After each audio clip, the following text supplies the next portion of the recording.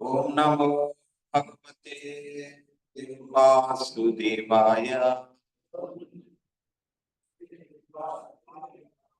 ओम नमो भगवते वासुदेवाय।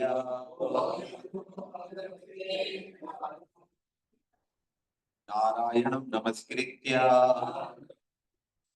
नरं चैव नरोत्तमं देवीं सरस्वती व्यासं ततो जयमुदीरये। नष्टप्रायेषु भवद्रेषु नित्यं भागवतसेवया भगवती उत्तमश्लोके भक्तिर्भवति नैष्ठिकी। ओम अज्ञानं तिमिरान्धस्य ज्ञानं जन्मशलाकया चक्षुरुन्मीलितं तस्मै श्रीगुरवे नमः। श्रीचैतन्यमनोभीष्टं स्थापितं येन भूतले स्वयं रूपं तदा मह्यं ददाति स्वपदान्तिकम्। वन्देऽहं श्रीगुरो श्रीगुरो न वैष्णवाञ्च श्रीरूपं साग्रजातं सरगण रघुनाथान्वितं तं सजीवम् साद्वैतं सावधूतं परिजनसहितं कृष्णचैतन्यदेवं श्रीराधा कृष्णपादं सरगण ललिता श्रीविशाखान्विताञ्च नमः ओम विष्णुपदाय कृष्णापृष्ठाय भूतले श्रीमते भक्तिवेदांत स्वामी नामिने। नमस्ते सरस्वती देवे गौरवाणी प्रचारिणे निर्विशेष शून्यवादी पाश्चात्य देशतारिणे। हे कृष्ण करुणा सिंधु दीनबंधु जगतपते गोपेश गोपिका कांत राधा कांत नमोस्तुते। तप्त कांचन गौरांगी राधे वृंदावनेश्वरी वृषभानुसुते देवी प्रणमामि हरिप्रिये। वाञ्छाकल्पतरुभ्यश्च कृपा सिन्धुभ्य एव च पतितानां पावनेभ्यो वैष्णवेभ्यो नमः। जय श्री कृष्ण चैतन्य प्रभु नित्यानंद श्री अद्वैत गदाधर श्रीवासादि गौर भक्तवृंद। हरे कृष्णा कृष्णा कृष्णा हरे हरे हरे राम राम राम हरे हरे। मूकं करोति वाचालं पंगुलं लङ्घयते यत्कृपातमहं वन्दे परमानन्दमाधवं श्रीगुरुदीनतारिणम्। भूतैरमहद्वीर्यः इमां पुरो विभो निरमायसे यदमुसपुरुषः पुंते गुणानसो रससो रसात्मकम् सोऽलङ्कृशिष्ट भगवान् पचांसि मे। सोऽलङ्कृशिष्ट भगवान् पचांसि मे। गुरुवे गौरचन्द्राय राधे कृष्णाय कृष्णभक्ताय सद्गुणाय नमः। उग्रं वीरं उग्रं वीरं महाविष्णुं सर्वतोमुखं नरसिंहभीषणं भद्रं मृत्युर्मृत्युर्नमामि। कृष्णाय वासुदेवाय हरे परमात्मने प्रणतक्लेशनाशाय गोविन्दाय नमः। गोविन्दाय नमो।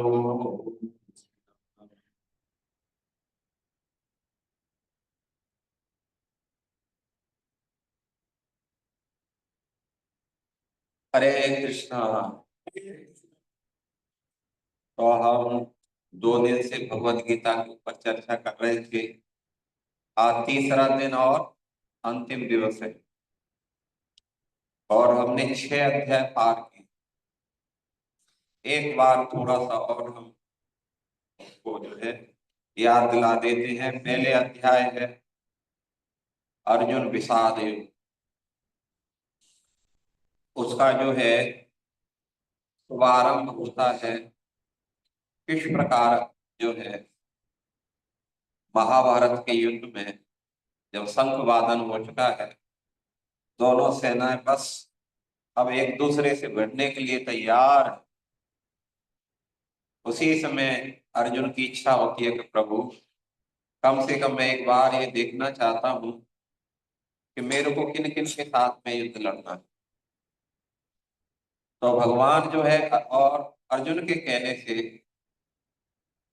उनका रथ लेकर के भगवान दोनों सेनाओं के बीच में रखते हैं और साथ साथ में जो है बताते हैं कि देखो है वो पितामह भीष्म है, वो देखो गुरु द्रोणाचार्य खड़े हुए हैं, वो देखो कृपाचार्य खड़े हुए हैं, वो तुम्हारे चाचा हैं, वो तुम्हारे मामा हैं, वो तुम्हारे फूफा हैं, देखो तुम्हारे क्या नाम है पुत्र हैं, वो पुत्र खड़े हुए हैं, दुर्योधन के आदि के पुत्र और पुत्र। ये सब जो है उनको ये बताइए।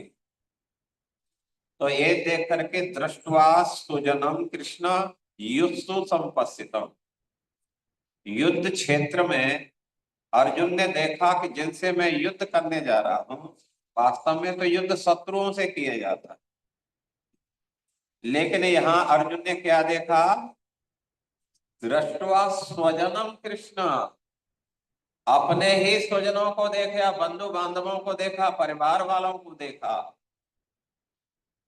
ये देख करके अर्जुन विषाद ग्रस्त हुए, करुणा से आविर्भूत हुए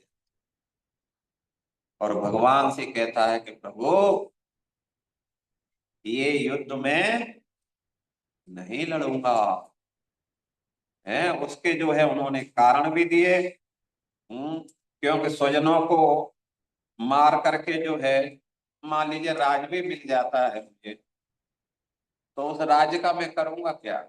है जिस राज्य से मैं जिसको सुख देना चाहता हूं वो तो कोई रहेगा नहीं, तो इसलिए जो है ये राज्य प्राप्त करके भी मुझे कोई आनंद की अनुभूति नहीं होगी।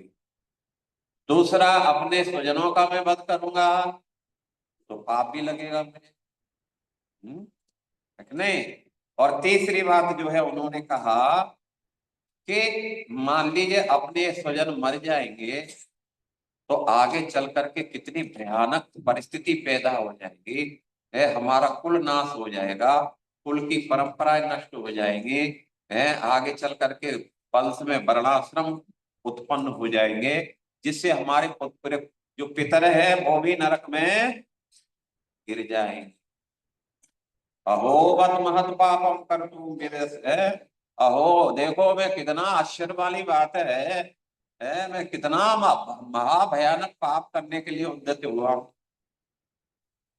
और ऐसे सोच करके अर्जुन धनुष बाण रख देता है और रथ के पिछले हिस्से में जाकर के बैठ जाता। इसके बाद में भगवान जो है द्वितीय अध्याय का प्रारंभ करते हैं। पहले से थोड़ा सा बोलते हैं, अरे भैया तुझे जब युद्ध नहीं करना था है तो यहां तक तू आया क्यों। है क्लेब्यम स्म कम पार्थ नेतृत्व प्रपद्यते क्षुद्रम हृदय दौर्बल्यम त्यक्तोत्तिष्ठ परंतपः। ये तुम्हारे अंदर की गंदगी कहां से भर गई भाई, तुम तो इतने बड़े योद्धा थे और वो भी निर्भीक योद्धा थे, लेकिन आज मुझे मालूम चला तुम बहुत डरपोक हो क्या। और अंत में भगवान उनको शरीर और आत्मा का ज्ञान देते हैं। अर्जुन तुम सोच रहे हो इनको मारोगे, किसको मारो, शरीर को मारोगे या आत्मा को मारो। शरीर तो ऑलरेडी मरा हुआ है, आज नहीं तो कल वो तो मरने वाला ही है। आत्मा की रहे, आत्मा को तो जो है नैनम छिदन्ति शस्त्राणि नैनम दहति पावकः न चैनम क्लेदयन्ताप न सूसयति मारुतः। है उसको तो जो है नैना कोई भी अस्त्र शस्त्र संसार का ब्रह्मांड का तीनों लोगों का ऐसा कोई अस्त्र शस्त्र नहीं बना जो आत्मा में खरोच भी कर दे, छेद भी कर दे। अग्नि उसको जला नहीं सकती, पानी उसको भिगा नहीं सकता, हवा उसको सुखा नहीं सकती। वो अविनाशी है, फिर तुम वध किसका करोगे? और शरीर तो प्रत्येक दिन वध हो ही रहा है। मानो तुम के जो शरीर का वध हो जाएगा तो शरीर तो ऑलरेडी देहिनो अस्मिन यथा देहे कौमारम यौवनम जरा है। जो बचपन का शरीर था हमारा, जवानी में नहीं रहा, और जवानी का शरीर बुढ़ापे में नहीं रहा, और बुढ़ापे का शरीर राम नाम सत्य हो जाएगा उसके बाद नहीं रहेगा। तो इसलिए भगवान ने जो है उनको सुंदर है शरीर और आत्मा का बहुत डिटेल में जो है वर्णन किया। साथ साथ में भगवान ने कर्म ज्ञान और जो है बुद्धि योग का वर्णन किया। इस प्रकार जो है अर्जुन को अनेक अनेक दृष्टांत दे करके भगवान ने अर्जुन की शंका का समाधान कर रहे हैं। इस प्रकार जो है अंत में भगवान ने कहा कि देखो, जो ये स्थित प्रज्ञ व्यक्ति होते हैं, वो जो है शाश्वत शांति को प्राप्त कर। स्थित प्रज्ञ का मतलब जो होता है हर परिस्थिति में जो समान बना रहता। जैसे समुद्र में कितनी सारी नदियां गिरती हैं, लेकिन समुद्र अपनी सीमा को नहीं तोड़ता है। इसलिए अर्जुन स्थित प्रज्ञ बनो। तो तीसरे अध्याय में जो है अर्जुन ने प्रश्न कर दिया, स्थित प्रज्ञ का भाषा समाधि तस्त के सब उत्तिष्ठो योग में उत्तिष्ठो उत्तिष्ठ भारत। तो अर्जुन ने जो है तीसरे अध्याय का जो है प्रारंभ कर रहे हैं कर्म योग से। तो भगवान जो है एक कहना चाहते हैं कि तुम कर्मों का त्याग करने के बजाय कर्म के प्रति जो तुम्हारी आसक्ति है, कर्म फल के प्रति जो तुम्हारी आसक्ति है, उसका त्याग करो। है कर्म का त्याग करने से संसार में किसी को सिद्धि की प्राप्ति नहीं हो सकती।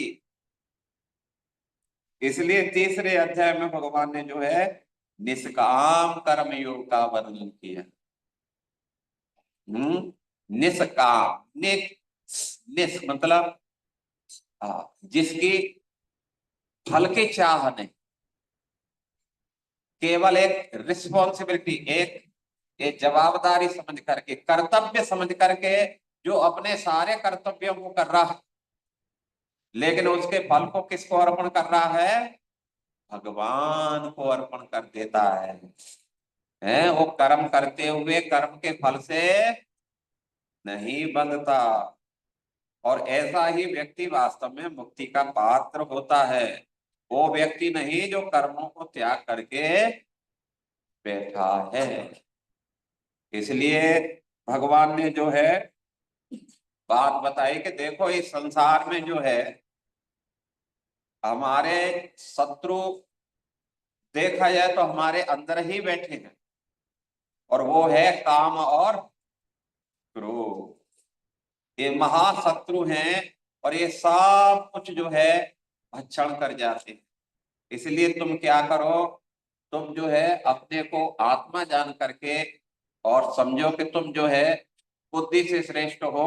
इसलिए बुद्धि को जो है कंट्रोल करके और बुद्धि से जो है मन को बस में करो, और मन से जो है इंद्रियों को संयम करो। और इस प्रकार तुम कार्य करोगे तो तुम निश्चित रूप से सफलता को हासिल हो जाओगे। इसके बाद में भगवान ने चौथे अध्याय में क्या नाम है दिव्य ज्ञान का उपदेश। भगवान ये कहना चाहते हैं जो व्यक्ति दिव्य ज्ञान में स्थित हो जाता है तो फिर वो संसार में कार्य के बंधन से बंधता नहीं। ज्ञानाग्नि सर्व कर्माणि भस्मसात कुरुते अर्जुन है। भगवान बोलते हैं अर्जुन, जो दिव्य ज्ञान की जो अग्नि है ना, इसमें जो है व्यक्ति के पाप बुरे कैसे भी जो कर्म है ना सब भस्म हो जाते हैं। इसलिए तुम दिव्य ज्ञान में स्थित हो जाइए। और भगवान जो है उसको जो है बोले थे कि मैंने ये जो दिव्य ज्ञान है बड़े बड़े ऋषियों को परंपरा से दिया था, और इन्होंने इस दिव्य ज्ञान को अपने जो है कर्तव्यों में ला करके, अपने आचरणों में ला करके, और उन्होंने समाज के सामने प्रस्तुत किया, जिससे उनकी जो प्रजा थी सब धार्मिक होकर के और उनका सबका कल्याण हुआ। इसलिए भगवान ने कहा कि तुम भी इस दिव्य ज्ञान में स्थित हो जाइए। और अंत में भगवान ने कहा यस्य सर्वे समारंभा काम संकल्प वर्जिता ज्ञानाग्नि सर्वकर्माणि भस्मसात कुरुते अर्जुन। यस्य सर्वे समारंभा, जितने भी तुम्हारे कार्य हैं, यस्य सर्वे समारंभा काम संकल्प वर्जिता। बस एक टेक्निक सीख लो, भोगों की इच्छा से कोई काम मत करो। जब तुम कोई भी कार्य भोगों को रख करके करोगे, मेरे को ये सुख मिल जाएगा इसमें से, मेरे को ये लाभ मिल जाएगा इसमें से, तब तुम बंधन में बंध जाओगे। ये पक्का है, कोई बचा नहीं सकता फिर। इसलिए काम संकल्प वर्जिता, प्रत्येक कार्य आपका निष्काम होना चाहिए, कामना से युक्त नहीं होना चाहिए। क्योंकि भोगों से रोग उत्पन्न होते हैं, भोगो रोग भया है। जो जितना भोगी होता है उतना ही रोगी होता है। इसलिए भगवान ने कहा है ज्ञान जो है, आप सब काम को, प्रत्येक कार्य को अनासक्त भाव से करो, और उसको जो है मेरे को अर्पण करो। इस ज्ञान से स्थित होकर के तुम जब कार्य करोगे तो तुम कार्य करते हुए भी बंधन में नहीं पड़ोगे। है, तो इस प्रकार भगवान ने चौथे अध्याय में दिव्य ज्ञान का उपदेश किया। पांचवें अध्याय में भगवान ने कृष्ण भावनामृत कर्म का वो कार्य, मतलब तीसरे अध्याय में कर्म योग और पांचवें अध्याय में भी कर्म। पांचवें अध्याय में निष्काम कर्म योग अर्थात कृष्ण भावनामृत कर्म योग। तीसरे अध्याय कर्म योग में और पांचवें अध्याय के कर्म योग में अंतर क्या है? तीसरा अध्याय का कर्म योग है वो प्रारंभिक अवस्था है,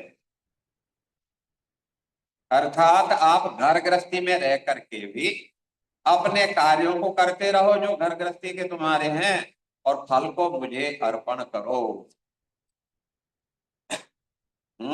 ऐसे तुम कार्य करोगे तो फिर कर्म के बंधन से मुक्त हो जाओगे। पांचवें अध्याय में क्या बोल रहे हैं भगवान? पांचवें अध्याय में बोल रहे हैं कि जैसे मैं बोलता हूं ऐसे तुम कार्य करो, जितने भी कार्य हैं केवल और केवल मेरी प्रसन्नता के लिए करो, अपनी प्रसन्नता के लिए नहीं। अर्थात मेरी प्रसन्न है, जिसमें मेरी प्रसन्नता हो रही है, संपूर्ण कार्यों को जो है तुम अनासक्त भाव से करोगे। दूसरा जो है, जो कार्य मेरी प्रसन्नता के लिए है, जो कार्य मुझे संतुष्ट करते हैं, उन कार्यों को करोगे तो फिर तुम कार्य के बंधन से कभी नहीं बंधोगे। जैसे जो है क्या नाम है, पद्म पत्र इमामसा, जैसे कमल का वृक्ष जल में रहता है, लेकिन जल में रह करके भी जल का स्पर्श नहीं करता है। इसलिए भगवान ने जो है पांचवें अध्याय में जो है ब्रह्मण्यधाय कर्माणि संगम त्यक्त्वा करोति लिप्यते न स पापेन पद्म पत्र इममसा। ब्रह्मणि आधाय कर्माणि, कर्माणि ब्रह्मणि आधाय, अर्थात अपने सारे कर्म को मेरी प्रसन्नता के लिए करो, और संगम त्यक्त्वा, आसक्ति से रहित होकर के ऐसे कार्य करोगे तो लिप्यते न स पापेन, फिर तुम का पाप में कभी भी लिप्त नहीं होगे। कोई पाप तुम्हें बांध नहीं सकता है। पाप तब लगता है जब पाप को ऑफर नहीं करते हैं, कृष्ण को ऑफर नहीं करते हैं, भगवान को ऑफर नहीं, तब पाप तैयार हो जाता है, अब आ जाओ मेरे पास, अब मैं तुम्हें ऑफर करूंगा। तो फिर वो दुख ऑफर करते हैं फिर हमारे। यदि हम भगवान को ऑफर नहीं करेंगे तो भगवान आपको ऑफर करेंगे, भगवान तो कुछ न कुछ ऑफर करेंगे। फिर जो भगवान को ऑफर नहीं करता है अपने कार्यों को, भगवान उसके लिए क्या ऑफर करते हैं फिर? कष्ट, दुख, समस्याएं, है पहाड़ फिर उसके ऊपर संकटों। तो इसलिए यदि हम भगवान को ऑफर करेंगे तो फिर कष्टों के पहाड़ से बच जाए। तो इस प्रकार भगवान ने जो है 5वें अध्याय का, साथ साथ में 5वें अध्याय में एक दो श्लोक उन्होंने जो है योग के बारे में भी बताए हैं। जो योगी होते हैं, सांस को जो है प्राण पान समयुक्ता पंचामेनम चतुर्विध, जो प्राण पान को जो है बस में करके इंद्रियों को संयम करके जो मेरे पे लगाते हैं, और इस प्रकार वह सारे कर्म के बंधन से मुक्त होकर के मेरे धाम को प्राप्त कर लेते हैं। और 6वें अध्याय में उसी योग का फिर पूरा विस्तार किया। ध्यान योग 6वें अध्याय का प्रारंभ। और इसी अध्याय में भगवान ने जो है अनेक अनेक प्रकार के विषयों पर चर्चा, अलग अलग प्रकार के तपों पर। और अंत में भगवान ने कहा तपस्वियो अधिको योगी ज्ञानिव्यो अधिको योग है। तपस क्या है? तपस्वियो अधिको योगी ज्ञानिभ्यो अपि मतो अधिकः और कर्मेभ्य च अधिको योगी तस्मात् योगी भवार्जुन। भगवान ने कहा कि जो योगी है तपस तपस्वियों अधिको है, तपस्वियों से श्रेष्ठ होता है ध्यान योगी। और कर्मेभ्यो भी अपि मतो अधिका, मेरे मत से जो है कर्मियों से भी श्रेष्ठ योगी होता है। तो इसलिए बोलते हैं तस्मात् योगी भवार्जुन, इसलिए तुम योगी बनो। अब अर्जुन जो है डाउटफुल हो गया है, योगी बनो है, अभी आप बोल रहे हैं कि युद्ध करो, अब बोल रहे हैं योगी बनो। तो भगवान योगी का मतलब समझ रहा है, लास्ट में समझा रहे भाई जो तुम सोच रहे हो वो योगी नहीं बनना है, समाधि में बैठ जाना है। भगवान बोलते हैं योगी नाम अब सर्वेशा मत गतेन अंतर आत्मना श्रद्धावान भजते यो माम स में युक्त तमो मतः। अर्जुन जो तू सोच रहा है तू हमेशा उल्टा ही सोचता है। जो योगी है नाक मुंह बंद करके सांस को ऊपर नीचे फेंक करके, नहीं नहीं नहीं नहीं, वो नहीं बनना है। योगी नाम अप सर्वेशम मत गतेन अंतर आत्मना, जिसका मन मुझ में लगा हुआ है, पहली बात ये बता। और श्रद्धावान भजते यो माम माम श्रद्धावान भजते, और मेरा श्रद्धा पूर्वक जो भजन कर रहे हैं, सेवा कर रहे हैं, मंगल आरती आते हैं, जप करते हैं, कथा सुनते हैं, माला बनाते हैं, भगवान के लिए भोग बनाते हैं, भगवान का मंदिर सफाई करते हैं, भगवान की आरती करते हैं, भोग करते हैं, मंदिर निर्माण के लिए कल जो है उत्सव के लिए अनेक अनेक प्रकार के जो कार्य कर रहे हैं, ये योगी सबसे श्रेष्ठ योगी कहा जाता है। ये नहीं सब छोड़ छाड़ करके आराम से आंख बंद करके बैठ जाता है, नहीं नहीं, वो श्रेष्ठ। अर्थात भक्ति योगी सबसे श्रेष्ठ कहा जाता है। इसलिए अब 7वें अध्याय का भक्ति योगी का वर्णन कर रहे हैं। अभी तक जो है कर्म योग का वर्णन हुआ, अब 7 से लेकर के 12वें अध्याय तक भक्ति योगी का, भक्ति योग क्या है, भक्ति योग क्यों श्रेष्ठ है, तो इसके बारे में अध्याय 7 का वर्णन।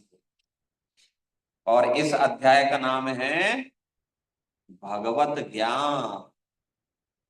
अर्थात कोई भी भक्त जब तक नहीं बन सकता जब तक भगवान को, भगवान की शक्तियों को, भगवान को, कृष्ण को भगवान क्यों कहते, भगवान का मतलब क्या है? क्या ऐसी कौन सी पावर है जो उनको भगवान बना रही?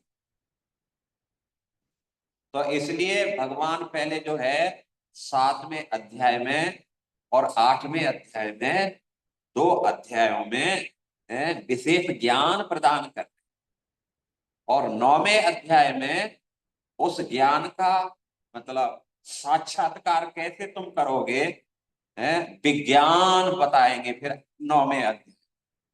तो 2 अध्याय में ज्ञान और 9वें 7, 8 और 9वें में विज्ञान है। इसका जो है भगवान वर्णन करेंगे। तो अभी हम देखते हैं क्या है 7वें अध्याय में। तो सबसे पहले भगवान जो है ज्ञान की महिमा बता,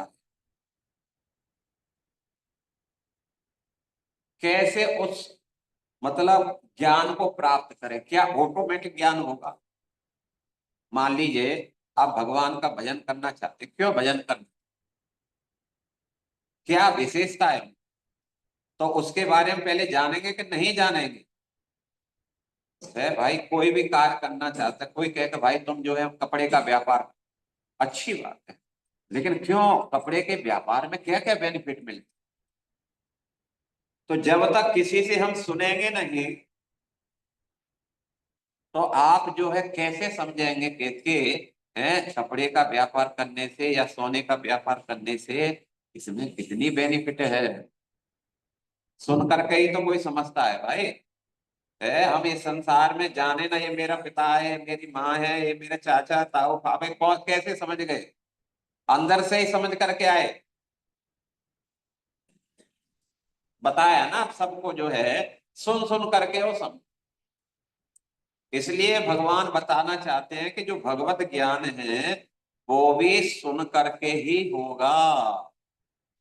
इसलिए भगवान ने कहा असंशयम समग्रम है मैया सक्त मना पार्थ,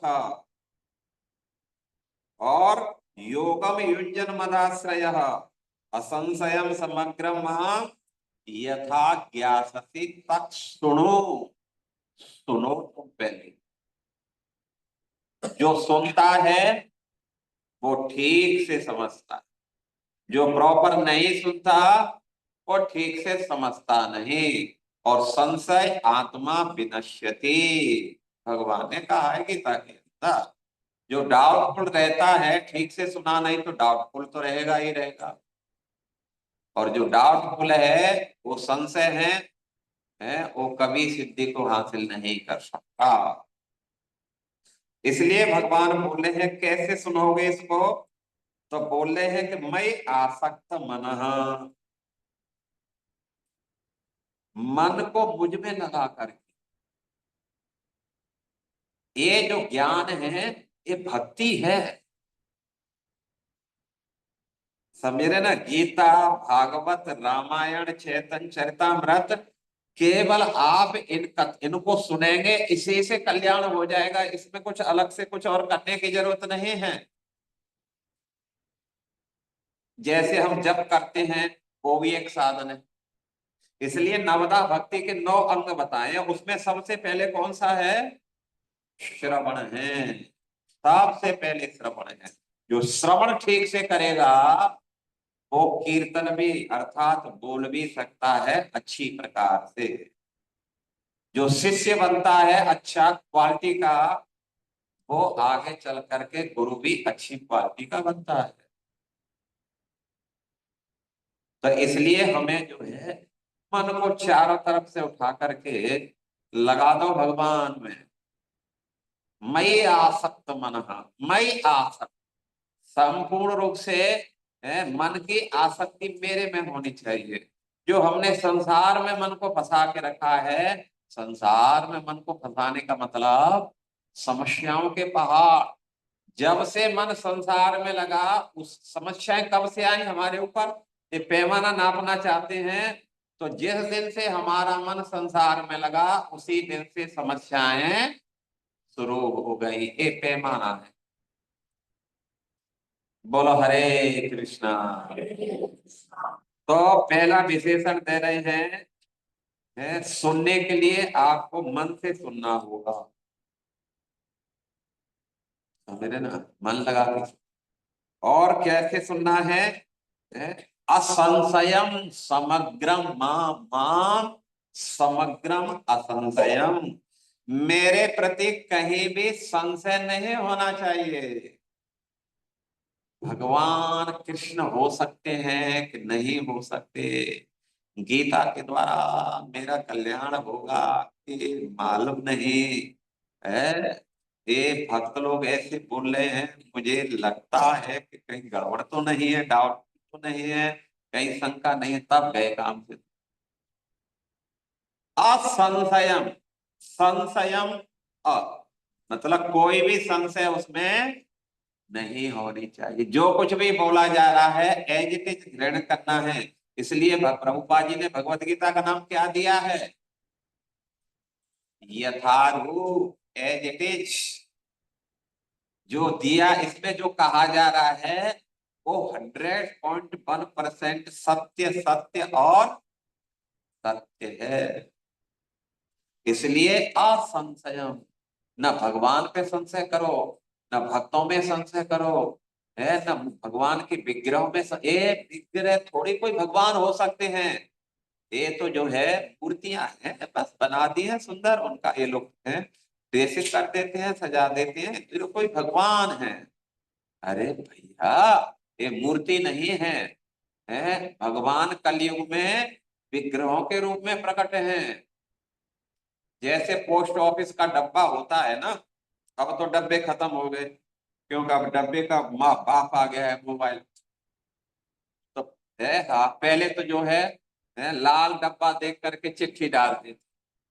तो आप जो है पोस्ट का डब्बा दे करके उसमें अपना पत्र डाल देते, और आप निश्चित हो जाते कि नहीं हो जाते थे, ये पत्र हमारा गंतव्य तक पहुंच जाएगा, और पहुंच जाता था।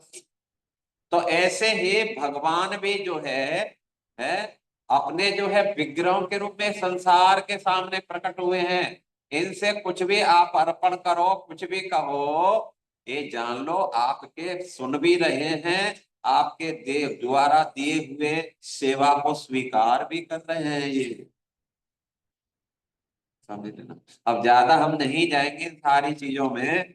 तो आपको कैसे सुनना है? पहला है तो मन से सुनो, आसक्ति का त्याग करते हुए। और तीसरा, कोई संशय मन में नहीं होगी, तब भगवत ज्ञान को आप सब धारण कर पाओगे, नहीं तो नहीं धारण कर सकते। संसारी ज्ञान नहीं है ये, फिजिक्स केमिस्ट्री नहीं है, ये भगवत ज्ञान है। और भगवत ज्ञान थोड़ा सा ऊपर उठना पड़ेगा, है कुर्सी पे बैठना होगा क्या? नहीं नहीं, कुर्सी पे नहीं बैठना है, यही जहां बैठे वहीं बैठो, लेकिन मन से सोच से ऊपर उठना पड़ेगा, गुणों से ऊपर उठना पड़ेगा।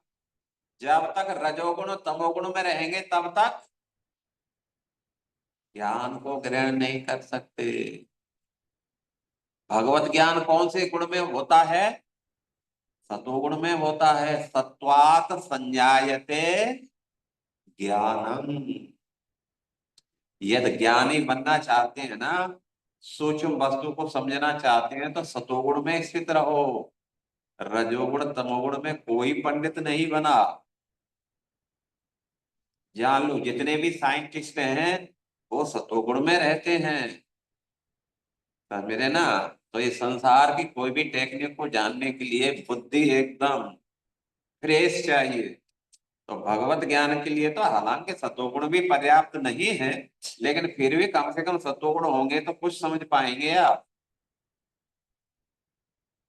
तो ये बात जो है यहाँ पर बता रहे हैं, भगवान प्रारंभ कर रहे हैं कि अर्जुन, है तुम जो है ठीक से ज्ञान सुनना चाहते हो और मेरा रियलाइजेशन चाहते हो, मैं भगवान हूं, कैसे भगवान हूं, इस बात को तुम जानना चाहते हैं और साक्षात्कार करना चाहते हैं, तो पहले कान लगा के तुम मेरे बारे में सुनो। बिल्कुल डाउटफुल है, डाउटफुल नहीं, संदेह नहीं, विदाउट डाउटफुल के जो है तुम जो है आप सुनिए। तो अभी यहाँ पर बोल रहे हैं, आगे बोल रहे हैं कि भगवान के बोल रहे हैं कि जो साक्षात्कारी ज्ञान है सबको हासिल नहीं होता है। पहली बात ये बता, एक तो ज्ञान होता है और दूसरा विज्ञान होता है। भगवान ने कहा है ज्ञानम ते अहम सविज्ञान। ये जो अर्जुन में ज्ञान दे रहा हूं एक विज्ञान है, अर्थात साइंस है। जैसे जैसे तुम इस ज्ञान को धारण करोगे तो तुम्हें रियलाइजेशन होगा, तुम समझ पाओगे तुम कौन है, मेरे अस्तित्व को तुम समझ पाओगे। है? मैं किस प्रकार जो है भगवान हूं, ये प्रकृति कैसे कार्य कर रही है, इस सारे चीज का जो है रियलाइजेशन कब होगा है, जब इसको अच्छी तरीका से सुनेंगे। साथ साथ में भगवान ये बताना चाह रहे हैं कि सबको नहीं होता। अच्छा किसको होता है? तो बता रहे हैं कि मनुष्याणाम सहस्रेषु कश्चित् यतति सिद्धये यततामपि सिद्धानां कश्चिन् मां वेत्ति तत्वतः। करोड़ों करोड़ों में से कोई एक जो है कुछ ही गंते गुने चुने लोग जो है भजन के लिए कुछ मन बनाते। उन मन बनाने वालों में से कोई कोई सोचता है कि नहीं यार भजन तो करना ही चाहिए, है कि नहीं। मन तो बहुत बना लेते हैं, चलो आज जाएंगे, लेकिन ओ आज तो मंगलवार में तो वो सीरियल आ रहा है, आज कैसे जाएंगे, चलो फिर देखेंगे। हैं? तो बस अब तो कुछ उनमें से भी जो है क्या करते हैं आगे बढ़ करके आते। अब जो आगे बढ़ करके आए हैं उनमें से भी सभी गंभीर नहीं होते हैं। उसमें से भी कुछ ही गंभीर हो पाते हैं, और जो गंभीर हुए भी हैं वो भी जो है सिद्धावस्था तक पहुंचने के लिए उनमें से भी कितने रपट जाते हैं, फिसल जाते हैं। तो इसलिए भगवान बोलते हैं कि मनुष्याणाम सहस्रेषु कश्यति यतति सिद्धे, अर्थात जो सिद्धि के लेवल पा चुके हैं उसमें से कितने सारे तो पीछे रह गए। जो सिद्धि के लेवल पे है, जो लक्ष्य को प्राप्त करना चाहते हैं, उनमें से भी करोड़ों करोड़ों में से भगवान बोलते हैं मनुष्याणाम सहस्रेषु, हजारों मनुष्यों में से कोई सिद्धि को प्राप्त करता है, अर्थात जो है इस ज्ञान को हासिल तो कर लेता है, लेकिन यततापि सिद्धानाम, उन सिद्ध पुरुषों में से भी जो संसार के लेवल से तो ऊपर उठ चुके हैं, जो जिनमें जो है कोई विकार नहीं है, अब जो ब्रह्मभूत स्तर पर हो चुके हैं ऐसे सिद्धों में भी भगवान बोलते हैं कश्चिन माम वेति तत्वतः, कोई कोई बिरला ही मुझे यथावत जान पाता है, सभी नहीं जान पाते। बोलो हरे कृष्णा। आप लोग स्वस्थ हैं ना सब? हाँ स्वस्थ रहो भाई, स्वस्थ रहोगे तो फिर सुन पाओगे, नहीं तो भटक जाओगे।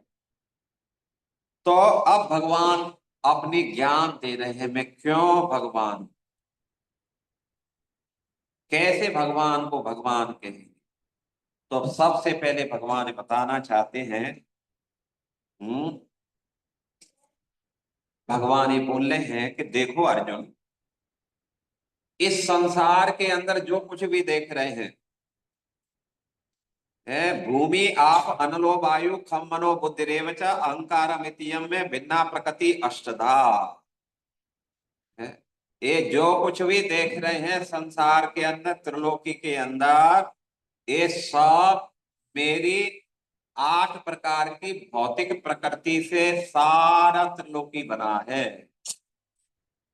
पाताल लोक से लेकर के और ब्रह्म लोक तक 14 लोकों का जो प्लानेट है जो है, ये सब 5 और 3, 5 स्थूल तत्व हैं, भूमि, जल, है, पृथ्वी जल वायु अग्नि आकाश और मन बुद्धि अहंकार,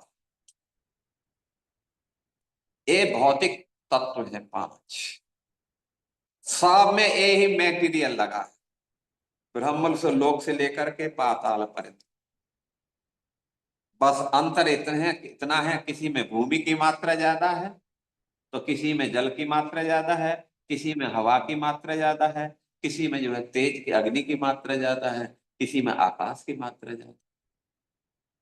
जैसे मनुष्य में जल की मात्रा मिट्टी की मात्रा ज्यादा है कि नहीं। देवताओं में जो है तेज की मात्रा ज्यादा होती है। पक्षियों में जो है हवा की मात्रा ज्यादा होती है, फिर हल्के रहते हैं हम, उड़ सकते हैं। तो मात्राओं का प्रभाव है। और जो जो पूरे संसार की जो भी वस्तु बनी है वो सब इन 5 धातुओं की बनी है। और ये मेरी बहिरंगा शक्ति है, पहले भगवान ने। ये जान लो, पूरे 14 लोकों में जो कुछ भी देख रहे हैं, भूमि आपो अनल वायु खम मनो बुद्धिर्च अहंकार इत्यम में भिन्ना प्रकृति अष्टता, भगवान बोलते हैं ये 8 मेरी प्रकृति हैं जिनसे सारी सृष्टि बनी है। समझ में आ गया ना। है ज्ञान है, समझ लो। पहले तो भगवान ने संसार का ज्ञान बता रहे। इस संसार में आप जो कुछ भी देख रहे हैं वो सब मेरे से। ये भौतिक है। भौतिक मतलब जड़ है। अब जड़ तो भाई गतिशील नहीं होती है तो ये कैसे गतिशील हो रहा है।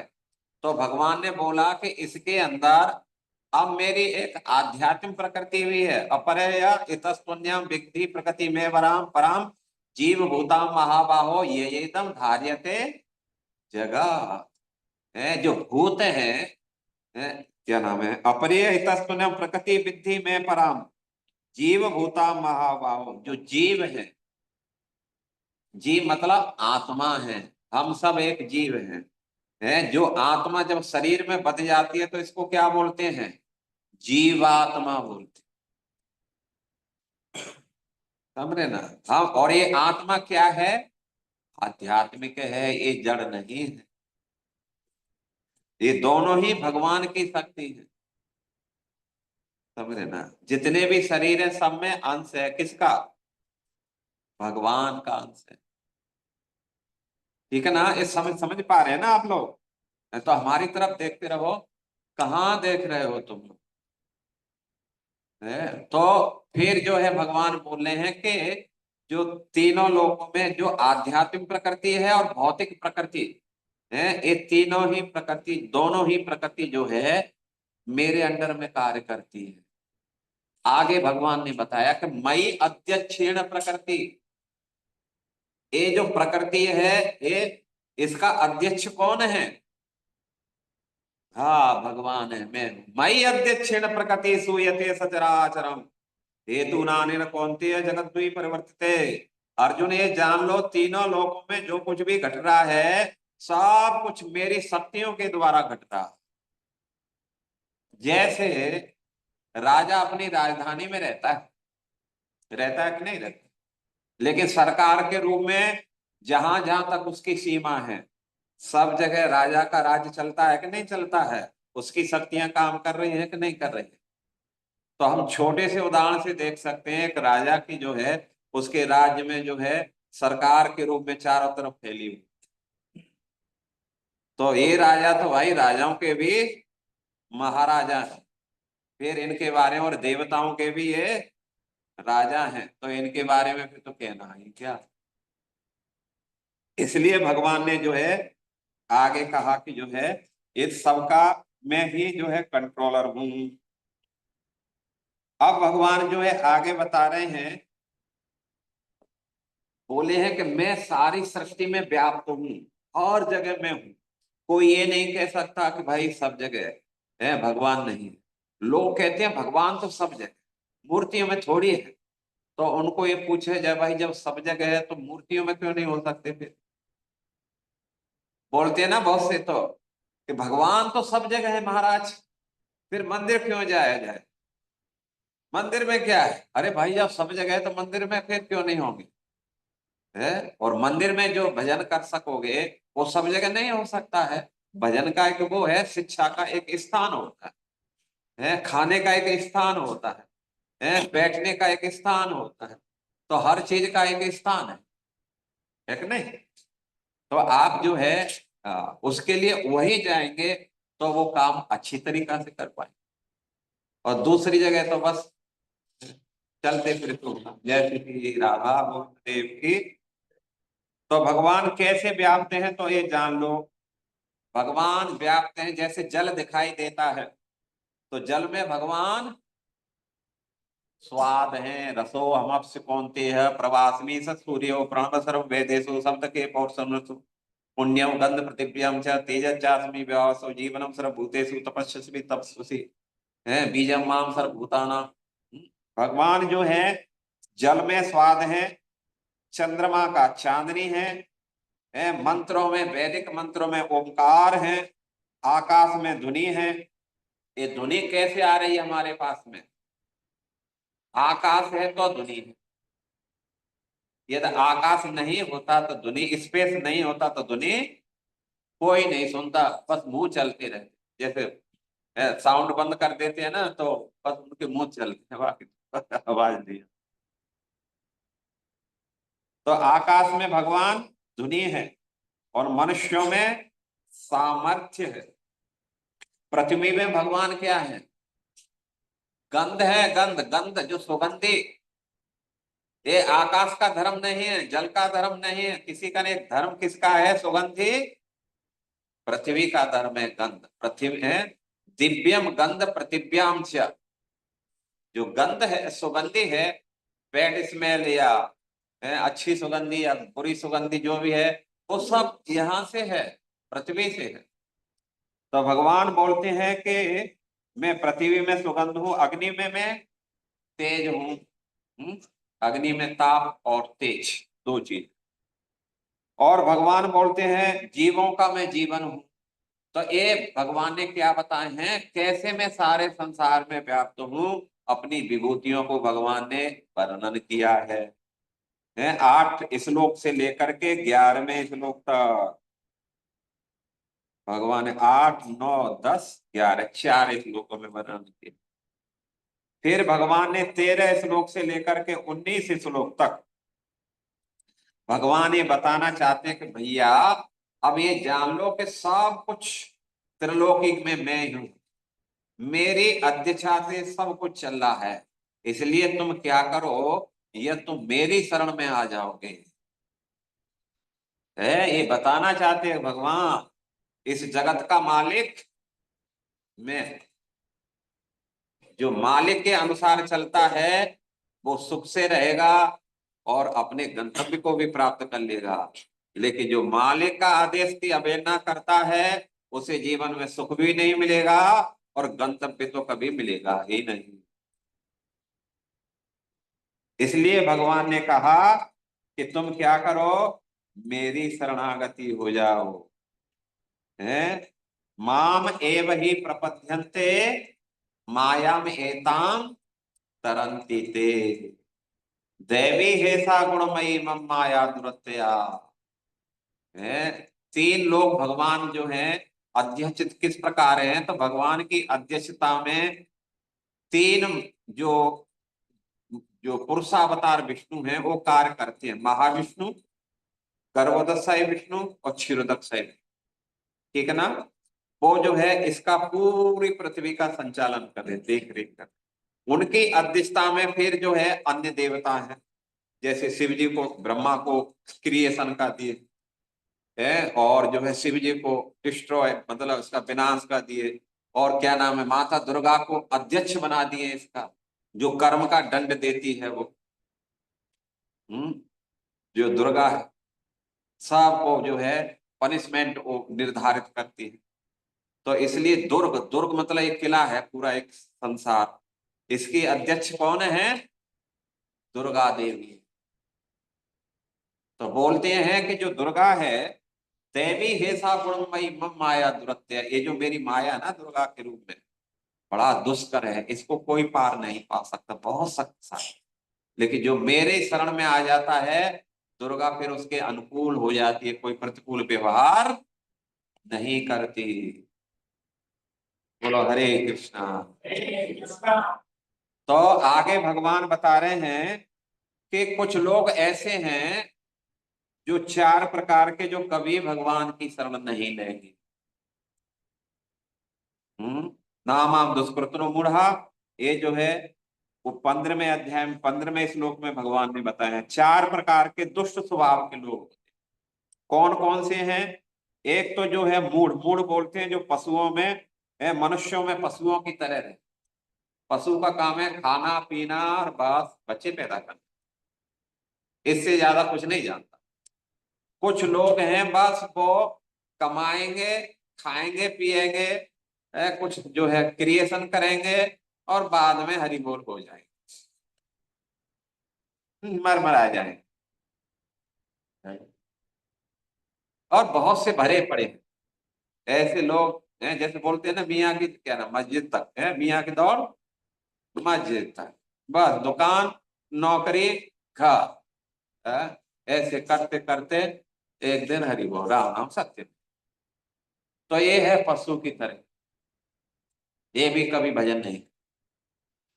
दूसरे हैं नराधम, जो मनुष्यों में कैसे हैं, अधम जाति के हैं, अधम है।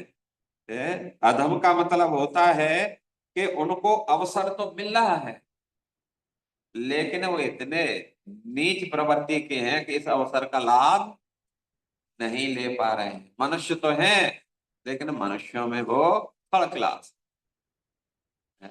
मंदिर तो इसीलिए बनाया है कि भाई सब इसका बेनिफिट लो। किसके लिए मंदिर है, कोई विशेष पास दिया जाता है कि यही एंट्री करेंगे मंदिर में, है सबके लिए ना। या किसी की जाति पाति पूछे तुम किस जाति के हो, तुम नहीं आ सकते, केवल यही जाति वाले आएंगे, ऐसा कुछ है। या पुरुष नहीं आ सकते, या स्त्री नहीं आ सकते, या बच्चे नहीं आ सकते, वृद्ध नहीं आ सकते, सबके लिए है। लेकिन बहुत लोग और बहुत नजदीक भी हैं, बहुत सारे लोग है इधर उधर से निकल के भी जा रहे हैं लेकिन कभी वो दर्शन नहीं किए ठाकुर। तो ऐसे भी लोग भगवान की शरण नहीं लेंगे। नराधम, ये नर में अधम है, इनके इतने पुण्य नहीं है, इतने भाग्यशाली नहीं है लोग है कि कुछ भगवत आशीर्वाद प्राप्त कर सके। तीसरे लोग हैं माया अपृत ज्ञान, अर्थात जो जो है बहुत बड़े बड़े विद्वान तो हैं लेकिन ऐसे लोगों का जो ज्ञान क्या है, माया के द्वारा अपहृत कर लिया जाता है। जैसे बड़े बड़े साइंटिस्ट है, वो है जैसे कवि हैं, अब कविता तो बना रहे हैं हंसी मजाक की न जाने किस किस पर, लेकिन भगवान के बारे में कोई उनको नॉलेज नहीं है। तो ये माया के द्वारा इनको क्या किया, इनकी बुद्धि हर ली गई है? माया 2 कार्य करती है, जो है उसको है, जो है उसको ना के रूप में मतलब नहीं है, और जो नहीं है उसको है के रूप में परिवर्तित करती है, पहला काम। दूसरा काम करती है जो जो नहीं है उसमें उसकी प्रवृत्ति करा देने का, और वो सोचता है हाँ ये ही सही है। सारा संसार खाओ पियो मौज करो, है ऐश करो भाई, मरने के बाद कौन किसने क्या देखा, सब कुछ खत्म हो जाता। अरे भाई खाने पीने मौज करने के लिए तो पैसा चाहिए ना, पैसा नहीं तो कहां से मौज करोगे, है तो बोला कर्ज ले लो। अरे कर्ज देना पड़ेगा कि नहीं देना पड़ेगा। अरे भाई कर्ज क्या देना पड़ेगा, मर करके जब मर जाते हैं सब खत्म हो जाता है, कौन किसका कर्ज चुकाता है? और ये 95% लोग इसको फॉलो कर, 75% इसको फॉलो कर। यावत जीवे सुखम जीवे, जब तक जियो सुख से जियो, ऋणम कृत्वा धृतम पीवेत, है। और यदि घर में यदि पैसे की कमी है तो ले लो उधार, और घी पियो खूब, शरीर को बनाओ, क्योंकि शरीर स्वस्थ रहेगा तो फिर कुछ भोग विलास कर सकते हैं। ऋणम कृत्वा धृतम पीवे, है। फिर भस्मीभूतस्य शरीर भस्मीभूतस्य देहस्य किम पुनः आगमनम तथा, है। जैसे ही शरीर भस्मीभूत हो जाता है, कौन आता है फिर देने के लिए? लेकिन भगवान तो बोलते हैं कि जातस्य ध्रुव मृत्यु ध्रुव जन्म, जिसकी मृत्यु हुई है उसको जन्म लेना ही ये सत्य है, बच नहीं सकते, चुकाना ही पड़ेगा। और जब तक चुकेगा नहीं तब तक उसका कल्याण हो नहीं सकता। तो ये बात भगवान ने यहाँ पर बताई है। माया अपरत ज्ञानम और आसुरम भाव, जो आसुरी प्रवृत्ति के हैं जो भगवान को नहीं मानते, शास्त्रों को नहीं मानते, साधुओं को नहीं मानते, मंदिरों में है नहीं मानते, ऐसे भरे पड़े हैं हजारों की संख्या। तो ये चार प्रकार के दुष्ट आत्मा हैं भगवान बोलते हैं, और ये कभी मेरे शरण में नहीं आते हैं। चार प्रकार के लोग भगवान की शरण में आते हैं, कौन कौन से? कौन कौन से? आर्थ अर्थाती जिज्ञासी और ज्ञानी। आर्थ मतलब दुखी होकर के, जैसे भी हो, चलो दुख में भी कम से कम भगवान की शरण में आए तो अच्छी बात, भगवान दुख हरण करते हैं। अर्थात ही कुछ धन चाहिए है, कुछ वस्तु चाहिए, कुछ पद पोजीशन चाहिए, तो भी भगवान की शरण लो, भगवान तो सब कुछ दे सकते हैं, है? किसी को भी नीचे कर सकते हैं, किसी को भी ऊपर कर सकते हैं, उनके लिए क्या है? तो अर्थात ही तीसरे जिज्ञासी। जिज्ञासी मतलब कुछ जानना चाहते हैं भाई, जैसे शौनक आदि ऋषि थे, सब जिज्ञासु थे, है? भाई भगवान क्या है, मैं कौन हूँ, मेरा दायित्व क्या है, क्या गृहस्थ जीवन, क्या संसार ऐसे ही चलता रहेगा, क्या हमें कुछ और भी कुछ करना चाहिए, बस खाओ पियो कमाओ है और चले जाओ एक दिन, यही सब चलता रहेगा? तो जिज्ञासु भाई है। तो और चौथे होते हैं ज्ञानी, जो सब कुछ जानते, भाई मैं कौन हूँ, भगवान का अंश हूँ, और मेरा काम क्या है, मेरा काम जो है भगवान की सेवा, और ये जान करके वो सेवा में लग जाता है। तो ये चार प्रकार के लोगों का वर्णन भगवान ने किया है। और इनमें से बोलते हैं ये सभी मुझे प्रेम, बड़े प्रेमी हैं, लेकिन जो ज्ञानी है वो मुझे बहुत ज्यादा प्रिय है, क्योंकि तेषाम ज्ञानी नित्य युक्त एक भक्ति विशेष्यते, क्योंकि ज्ञानी तो सब कुछ जान चुका है, संसार की स्थिति को समझ चुका है और जान करके जो है, और वो फिर मेरा भजन करता है, फिर उसका मन डगमग नहीं होता, जैसे अभी हमारा मन डगमग होता है, यार मालूम नहीं कब तक सत्संग चलेगा है। अरे भाई बंद करो महाराज, 1 घंटा तो बहुत है, और कितना बोलोगे यार, है? ठंडी है, अब इतना दूर से आते हैं, जाना भी तो होगा। तो उनको बस यही है टाइम पास करो और रिव्यू करो। तो मेन चीज क्या है कि जो ज्ञानी है वो समझ जाता है, भाई ये ही करना है शुरू से अंत तक, है? इसलिए सुन लो भगवान के बारे में, जो जितना अच्छी तरीका से सुनेगा, अच्छी तरीका से समझेगा, उसका मन उतना ही अच्छी तरीका से फिक्स होता चला जाएगा। तो इस प्रकार भगवान ने जो है यहाँ पर क्या नाम है वर्णन किया है चार प्रकार के, जो शरण नहीं लेंगे, चार प्रकार के शरण लेंगे, शरण लेने वालों में भी है आर्थ अर्थाती जिज्ञासी से ज्ञानी श्रेष्ठ का राजा। तो ज्ञानी क्या है, वो सब कुछ जान चुका है, और अंत में मेरी भक्ति में वो फिक्स हो जाता है, उसका डरवा मन नहीं करता। अब इसके बाद में भगवान ने देवताओं की उपासना के बारे में कुछ बात कही। बहुत से लोग हैं जो श्रद्धा तो है, लेकिन राधा कृष्ण में नहीं, राम सीता में नहीं, लक्ष्मी नारायण में नहीं, उनकी देवताओं में श्रद्धा है। ऐसे भी सैकड़ों हजारों मिलेंगे। तो देवताओं के पास है, वो सोचते कि नहीं यही भगवान है। तो भगवान बोलते हैं कि ठीक है भैया, हालांकि वो भी जो है मेरी ही विभूति है। कोई भी देवता है वो मेरे एक वो है, विभूति है। जैसे इसमें जो है, जैसे प्रधानमंत्री होता है, तो प्रधानमंत्री के अंदर बहुत सारे जो है मुख्यमंत्री हैं, फिर जो है मंत्री हैं, कई बड़ा डिपार्टमेंट है कि नहीं।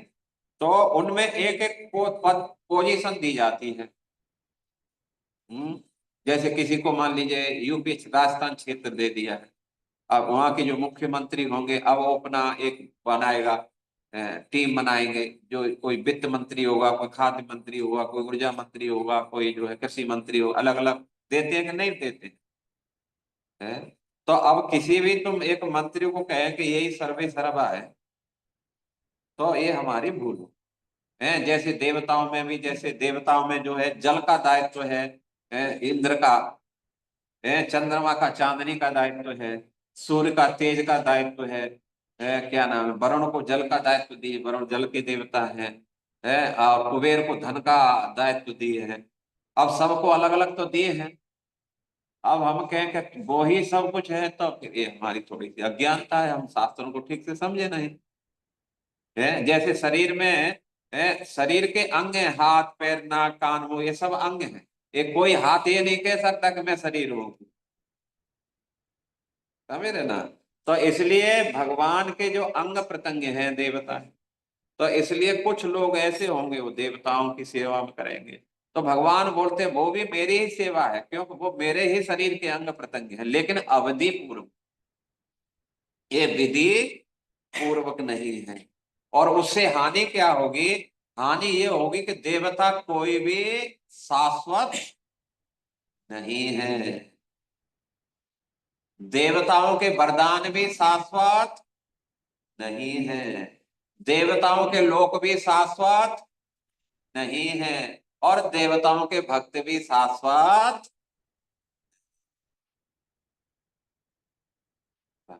करना है करो, नो प्रॉब्लम, लेकिन आप परमानेंट है, परमानेंट पोजीशन आपको प्राप्त नहीं हो, सबको नीचे फेंक दिया जाएगा, स्वर्ग में भी जाएंगे, क्षीणे पुण्य मृत लोकम विसंति, वहां से भी उनको क्या किया जाएगा? मृत्यु लोक में फेंक दिया जाता है। तो इसलिए भगवान जो है बोल रहे हैं कि मैं केवल और केवल सबके सामने अपना को प्रकाशित नहीं करता है। जो क्या नाम है, जो दुष्ट स्वभाव के थे है, वो चार प्रकार के, उनमें भी दूसरा जो है जो देवताओं के उपासक है, नाहम प्रकाश सर्वस्य योग माया समावृत मूढ़ोयम नाम जानाति लोक माम अजम, है भगवान बोलते हैं इन लोगों के सामने मैं अपने को प्रकाशित नहीं करता। बहुत से ऐसे हैं जो भगवान को निराकार बोलते हैं, भगवान बोलते ठीक है तेरे लिए मैं कभी भी साकार रूप में प्रकट नहीं। तो भगवान व्यवहार करते हैं उनकी भावना के अनुसार, ये यथा माम प्रपद्यन्ते ताम तथैव भजामि हम, है जो जैसा व्यवहार कर रहा है, जैसा मेरे प्रति सोच रखा है, सोच के अनुसार मैं क्रियाएं करता हूं। तो यदि आप सोचें कि भगवान जो है बड़ा क्या नाम, एक सुंदर शरीर है उनका, वेणु धारण करते हैं, मोर मुकुट धारण करते हैं, पीत वस्त्र धारण करते हैं जिनकी मोटी मोटी आंखें हैं, सुंदर सुंदर हाथ हैं, जिनमें अनेक गहने पहने हैं, मालाएं पहने हुए हैं, कमर में करदनी है, पैर में पायवेज है, हाथ में कंगन है, भुजा में बाजूबंद है, कान में हरि बोल है, क्या नाम है कुंडल है। तो जो ऐसे सोचेगा तो उसके लिए भगवान फिर ऐसा ही स्वरूप का प्रदर्शन करेंगे, भगवान उनको दिखाई देगा, हाँ ये है ठाकुर, है जैसे ही देखेगा ठाकुर को, यहाँ विग्रहों को, तुरंत पागल हो जाएंगे, यही तो है, यही भगवान है। तो इस प्रकार जो है भगवान ने कहा अर्जुन मैं सबको जो है सामने प्रकट नहीं होता हूं, तो इसलिए दूसरा ये है संसार में मैं भूत वर्तमान भविष्य सभी का ज्ञाता। और इस प्रकार कह करके भगवान ने अंत में ये कहा कि देखो जो भक्ति करना चाहता है दृढ़ता से, है उसकी पहचान क्या है? उसकी पहचान है कि ऐसाम तो अंतगतम पापम, है वो ही वास्तव में दृढ़ता से लगेगा जिसके पाप खत्म हो चुके हैं, है और जनाना पुण्य कर्मणा, पूर्व जन्मों का जिसका है पुण्य है, जो पुण्यशाली है, ते द्वंद्व मोह निर्मुक्ता भजन्ते माम दृढ़व्रता। वो जन्म है द्वंद्व मोह को छोड़ करके और दृढ़ता से मेरी भक्ति में लगे। सब मेरे तो जो भक्ति में लगे हैं, समर्पित हैं, जान लो भैया वो बहुत भाग्यशाली। भक्ति सबके बस की बात नहीं। इस प्रकार कह करके भगवान ने जो है 7वें अध्याय का समापन किया है। और 8वें अध्याय में फिर जो है भगवान ने कहा था 7वें अध्याय में कि मैं जो है भगवान ने कहा कि मैं ही क्या हूं, ब्रह्म हूं, आध्यात्मिक हूं।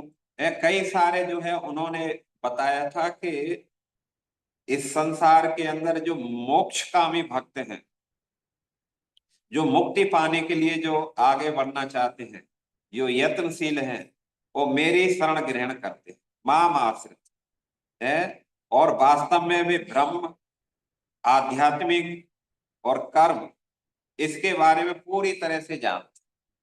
साथ साथ में वो जानते हैं कि मैं अधिदेव हूं, अधियज्ञ है, क्या नाम है, अधिभूत, अधिदैव, अधियज्ञ, और उनका मैं सबका स्वामी हूं। इस प्रकार भगवान ने 7वें अध्याय में तो इस बात को जो है अर्जुन ठीक से समझा नहीं, इसलिए अर्जुन ने 8वें अध्याय में प्रश्न कर दिया है, प्रभु थोड़ा डिटेल समझाओ ना, ये क्या बोल गए आप। तो भगवान ने कहा, अर्जुन ने प्रश्न किया कि ब्रह्म क्या है, तो अक्षरम ब्रह्म, भगवान ने कहा जीवात्मा ही ब्रह्म है। और कभी कभी जो परमात्मा है उसको भी लोग ब्रह्म बोल देते हैं। तो अक्षरम ब्रह्म, जो क्षय नहीं होता है, जिसका विनाश नहीं होता है, वो ब्रह्म है। और जीव का कभी विनाश नहीं होता है। अक्षरम ब्रह्म। आध्यात्म क्या है, तो स्वभाव आध्यात्म उच्यते। जीव का जो स्वभाव है, जीव का स्वभाव क्या है,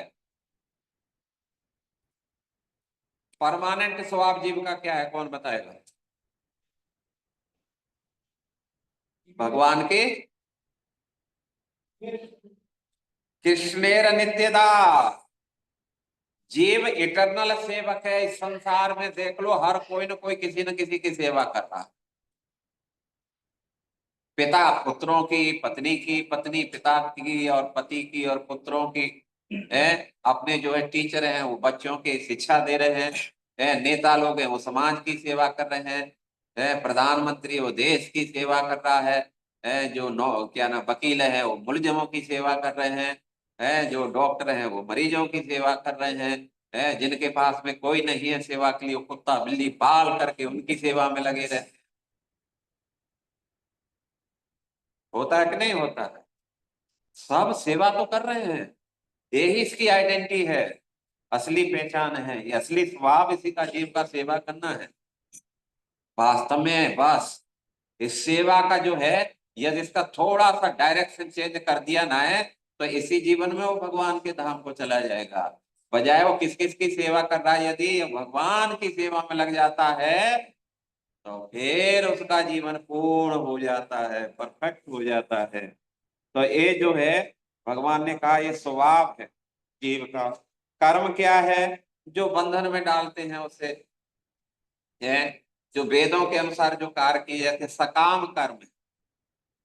और अधिभूत क्या है, भूत है, जो प्रकृति के द्वारा जो जगत का शरीरों का जो सृष्टि हुई है, जो परिवर्तनशील है, वो अधिभूत है। अधिभूत का मतलब होता है जो परिवर्तन, संसार, शरीर, ये सब अधिभूत में आ जाते हैं। आदि दैव क्या है, तो विराट पुरुष है, देवता आदि, ये सब जो है आदि दैव है। भगवान विराट पुरुष के रूप में वो आदि दैव है। आदि यज्ञ क्या है, परमात्मा आदि यज्ञ है यज्ञों का भोक्ता, यज्ञ अधि यज्ञ है, अधिष्ठाता यज्ञों का भगवान है।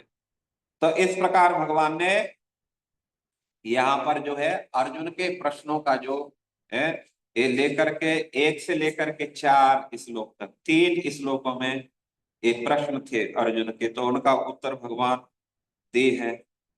और फिर जो है बता रहे हैं कि मृत्यु के समय यदि कोई भगवान का स्मरण करता है तो वो कहाँ को चला जाता है, भगवान को प्राप्त कर लेता है। अंत काले च मामेवा स्मरण मुक्त्वा कलेवरम यह प्रयाति समद्भावम नाति अस्ति अत्र संशय।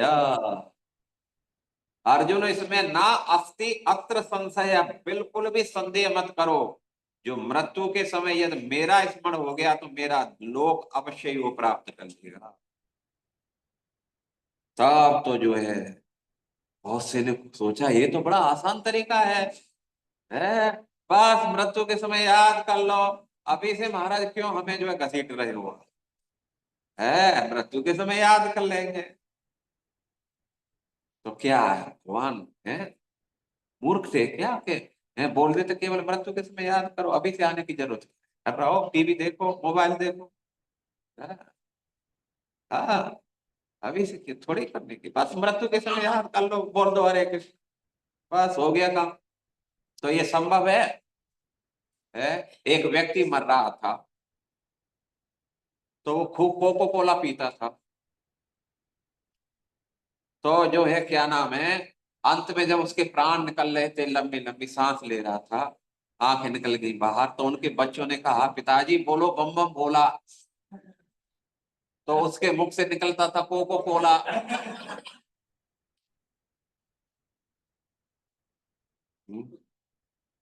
क्यों उसने बम बम बोला, बोला ही नहीं था, को निकलेगा कहां से? बम बम बोला, जो बोलेगा उसके मुख से निकले। उसने तो कोको कोला पिया था, बस वही निकल रहा था दड़ा करके। तो इसलिए अंत समय में वो ही निकलेगा जो पूरे जीवन अभ्यास किया है हमने, वो ही याद आएगा। हमने ना, इसलिए तो भगवान ने दूसरे श्लोक में कहा अभ्यास योग है, अभ्यास योग कौन थे ना, अभ्यास करो इसका अभी से। हरे कृष्ण कृष्ण कृष्ण हरे हरे, हरे राम हरे राम, हरे हरे। हर समय तस्मात् सर्वेषु कालेषु माम स्मर युद्ध च, हर परिस्थिति में इसको याद कर लो, रट लो जीभ पर, बिना किसी अभ्यास के प्रयास के फट नहीं आए। अब जा करके उम्मीद की जा सकती है कि अंत में आ सकता है, नहीं तो बहुत मुश्किल है। फिर तो उसको नाती पंती संती गंती है। एक व्यक्ति मर रहा था और वो बार बार इशारा कर रहा था, तो लड़कों ने सोचा कि हो सकता है पिताजी को धन घड़ा है, उसके बारे में जो है यह बार बार जो है बोल रहे हैं। तो उन्होंने जो है डॉक्टर के पास दौड़ करके गया है, डॉक्टर साहब मेरे पिताजी को थोड़ा सा बुलवा दो कुछ, क्योंकि बार बार वो इशारा कर रहे थे। हैं तो थोड़ा सा बोल, बिल्कुल बोला हो ही नहीं सकता है। बोला आप डॉक्टर साहब जो चाहिए जितना नोट ले लो, एक बार ये बुलवा दो, 2 मिनट बस बोल दे बस।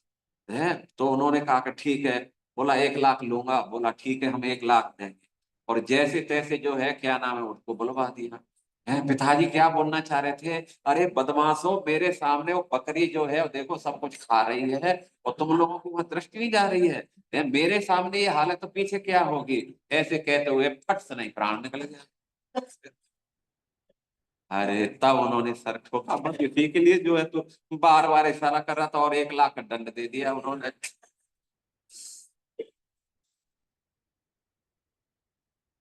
तो जब तक अभ्यास नहीं करेंगे तब तक मुश्किल है। बकरियां याद आएगी, बकरे याद आएंगे, कुत्ते याद आएंगे। है आजकल लोग कुत्तों के साथ में ऐसे चलते हैं जैसे है मानो शेर के साथ दौड़ चल रहे हैं। आश्चर्य वाली बात है। शास्त्रों में कहते हैं कुत्ता यदि घर के अंदर आता है तो घर अशुद्ध हो जाता है, समझ लेना है। तो इसलिए कुत्ते बिल्ली से ढक करके कभी कभी भगवान को भोग लाते हैं और ढक करके लाते हैं, कोई नजर ना पड़ जाए किसी कुत्ते बिल्ली। और यहाँ तो पूरा बेड में सुनाते हैं उनको।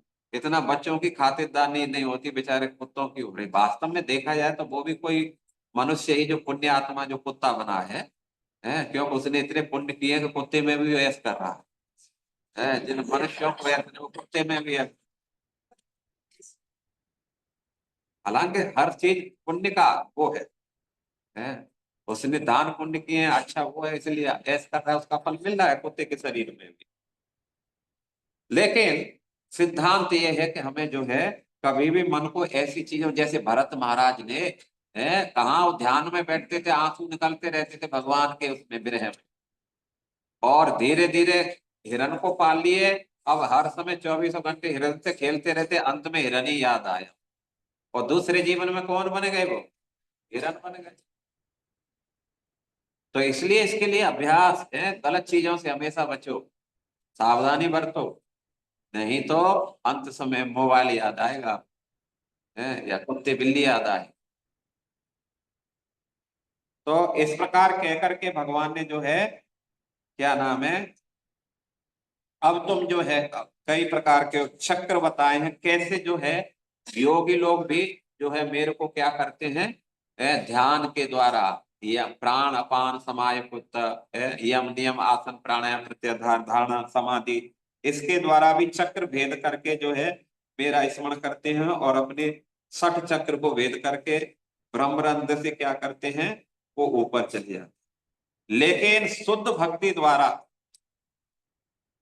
जितना अच्छा भगवान का स्मरण होता है, और किसी के द्वारा नहीं। शुद्ध भक्ति क्या है भाई, तो शुद्ध भक्ति है अनन्य चेता सत्तम यो माम स्मृति नित्य सह, तस्याहम सुलभ पार्थ नित्य युक्तस्य योगिना। है अनन्य चेता सततम, सततम अनन्य चेता, जिसका चित्त हमेशा मुझ में लगा हुआ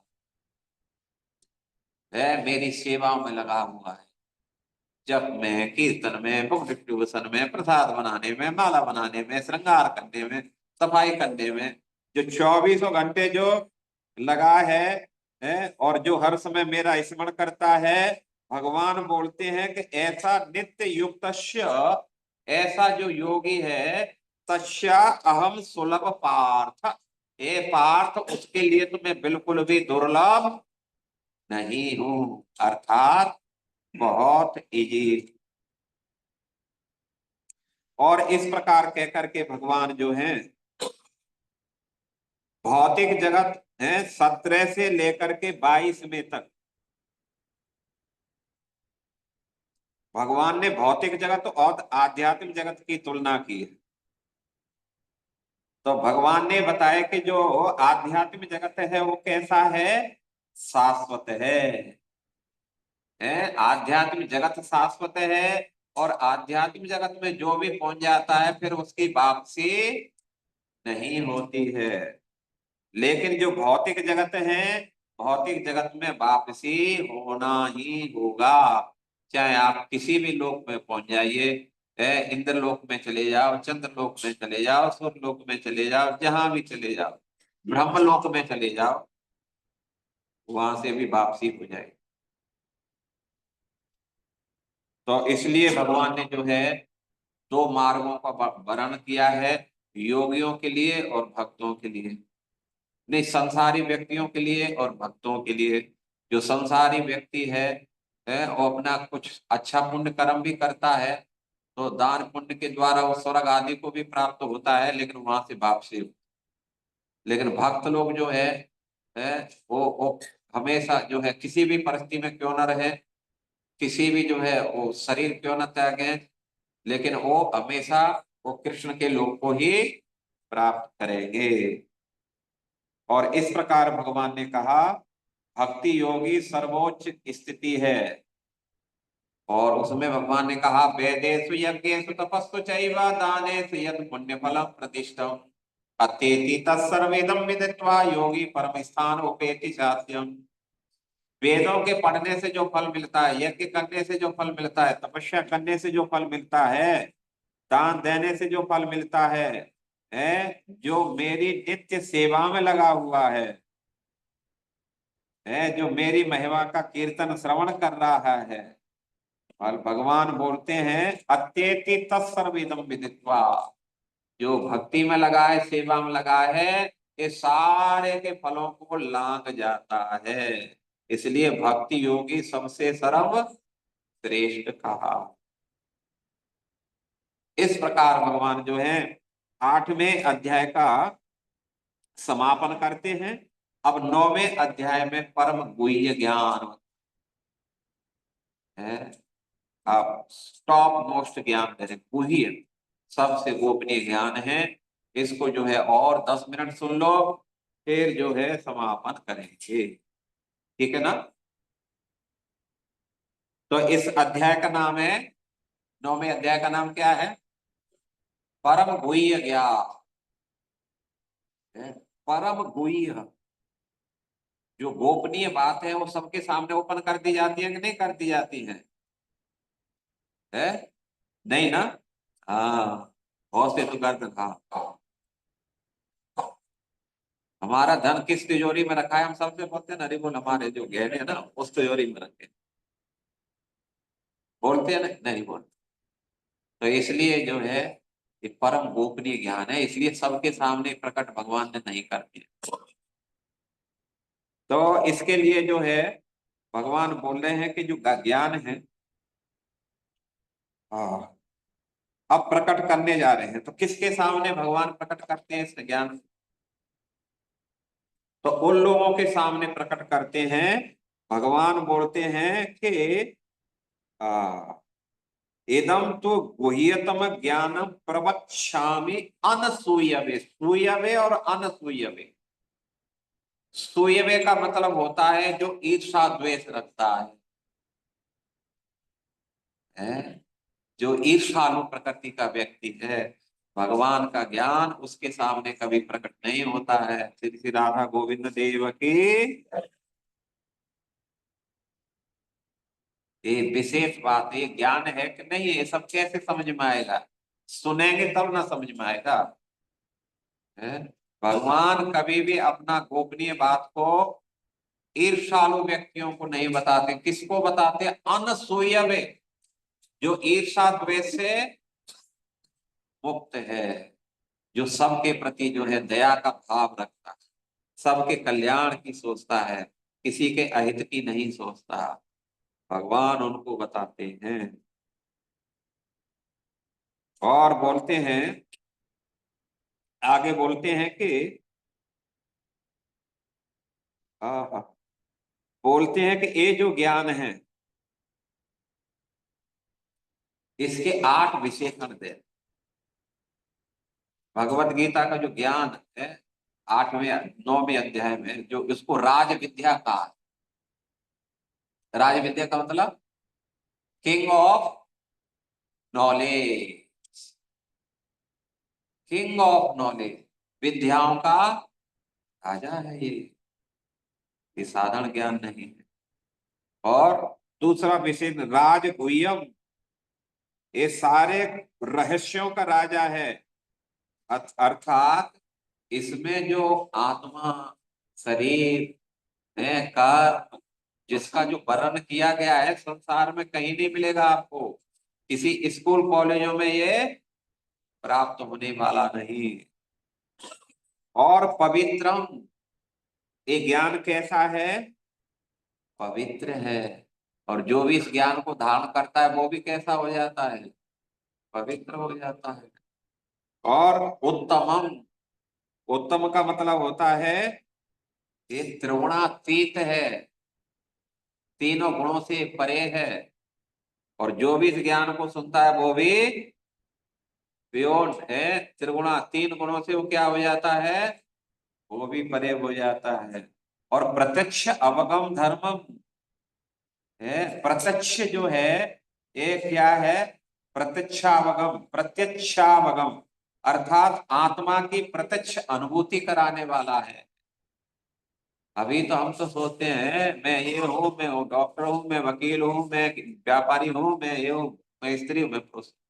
अभी आत्मा तो कहीं दिखाई नहीं दे रही दूर दूर तक है। मैं जोधपुर वासी हूँ है, कोई बोलता है, कोई बोलता है मैं तो राजस्थानी हूँ जी। तो कहीं दिखाई दे रहा है इसमें आत्मा का रिलेशन? अभी तो भौतिक शरीर के ही सारे संबंध दिखाई दे रहे हैं। लेकिन इस ज्ञान को जब समझोगे तो जानोगे नहीं नहीं, अरे भाई मैं कोई राजस्थानी धौलपुर वासी, क्या नाम है आपका, जोधपुर वासी नहीं हूँ, है? मैं शरीर नहीं, मैं रमेश नहीं, मैं घनश्याम नहीं, है? मैं डॉक्टर नहीं, वकील नहीं, ये नहीं वो नहीं, मैं कौन हूँ? आत्मा हूँ। है? आत्मा के स्तर पाएगा वो व्यक्ति, फिर है परमात्मा के स्तर पर जाता है। तो इसलिए प्रतीक्षागमम धर्मम है, ये जो है धर्म की पूर्णता है। अर्थात जो है भगवत गीता क्या है, वास्तव में ये ही जो है परमेश्वर की सेवा है। ये ज्ञान ही सेवा है। जो गीता पढ़ रहा है मतलब भगवान प्रसन्न हो रहे हैं। उसका प्रमाण क्या है कि प्रसन्न हो रहे हैं? प्रमाण यह है कि एक बार श्री चैतन्य महाप्रभु जो साउथ इंडिया में गए थे, तो उन्होंने देखा कि ब्राह्मण जो है गीता को लेकर के उसको हृदय से लगा करके आंसू बहा रहे। कहा भाई आप, महाप्रभु ने देख कर कहा भाई तुम रो क्यों रहे हो? बोला महाप्रभु मैं क्या करूं, है? मेरे गुरुजी ने कहा कि तू डेली गीता पढ़, लेकिन मैं तो बिल्कुल अनपढ़ हूं। तो अनपढ़ है तो फिर रो क्यों रहे हो? लेकिन मैं देख रहा हूँ इसके फोटो को देख करके, देख रहा हूँ कि भगवान कितने दयालु कृपा में है, जो अपने भक्त का रथ हाँक रहे हैं। लो बताइए, भक्त को भगवान का रथ हाँकना चाहिए, लेकिन उल्टी गंगा ये बह रही है, भगवान अपने भक्त का रथ हाँक रहे हैं। है? इसको जब मैं देखता हूं तो मुझे लगता है कि ठाकुर के बराबर ब्रह्मांड में कोई दयालु नहीं है। यहाँ भी जो है गाड़ी में सब पीछे बैठना चाहते हैं, ड्राइवर के बराबर कोई नहीं बैठना चाहता, क्यों डर कोई कहना कहे, है कोई ड्राइवर का लगता है बंधु बांधव, सब पीछे सीट में बैठते हैं। है? लेकिन भगवान देखो यहाँ तो जो ड्राइवर की सीट पे बैठे।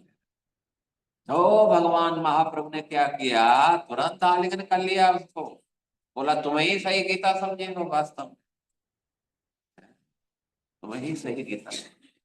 जो इस बात को समझ जाएगा है कि भगवान कितने दयामय कृपा में है।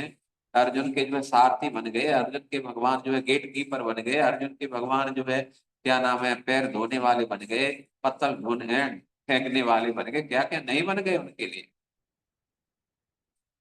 तो ये धर्म मतलब ये ही भक्ति की पूर्णता है। और सुखम एक कैसा है, बहुत आनंद देगा। अभी आनंद जैसे कोई रोग हो जाता है ना किसी को, है बुखार आ जाता है पित्त वगैरह का, तो मुंह का स्वाद खत्म हो जाता, फिर आप उसको रबड़ी भी दो वो नहीं चाहिए मुझे, कड़वी लग रही है। अरे भाई रबड़ी कबड़ी कड़वी नहीं है ये, है रोग के कारण ये कड़वी लग, है कि नहीं?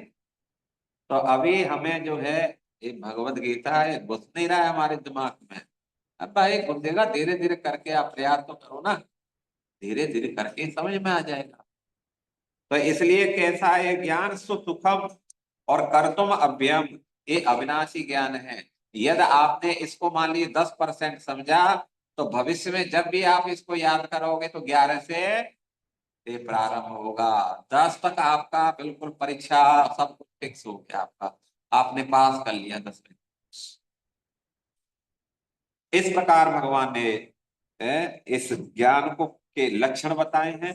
अब भगवान ने कहा जो श्रद्धा विहीन है वो कभी भी इस ज्ञान को नहीं प्राप्त कर सकता है।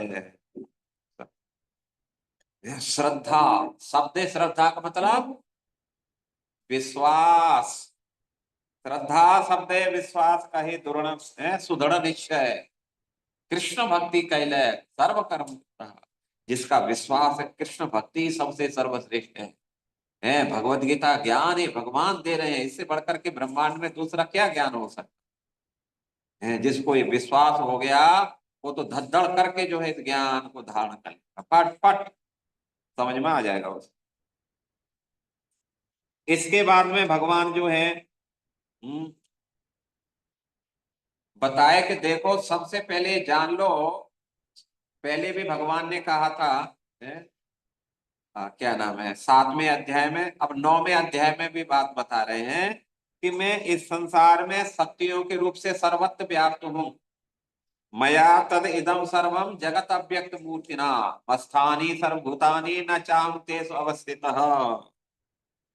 जितने भी सारी संसार में जो भी देख रहे हैं, मया तत इदम सर्वम जगत, ये सारे ब्रह्मांड में मैं व्याप्त हूं।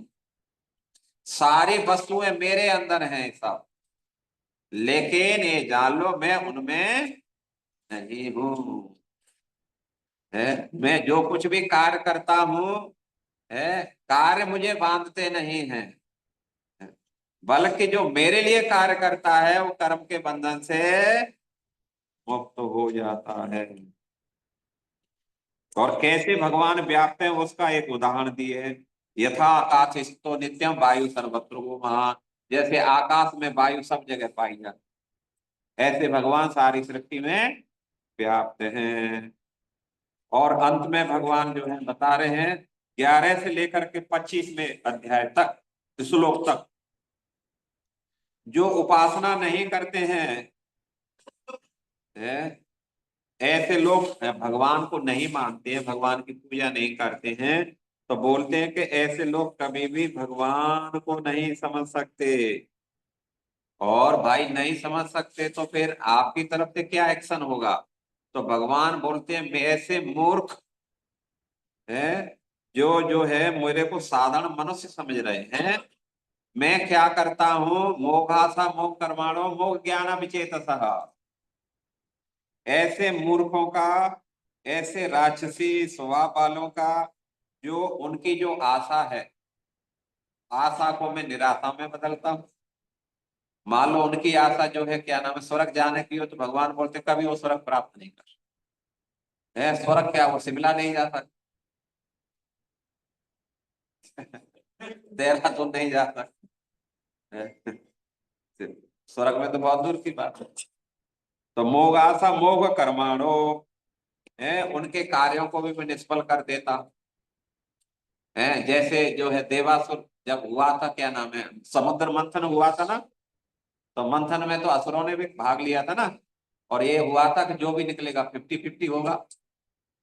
तो जो जरूरत की चीज नहीं थी उनमें तो 50-50 कर दिए, लेकिन जैसे ही अमृत निकला उसमें से भगवान ने 50 नहीं किया, अंगूठा दिखा दिया।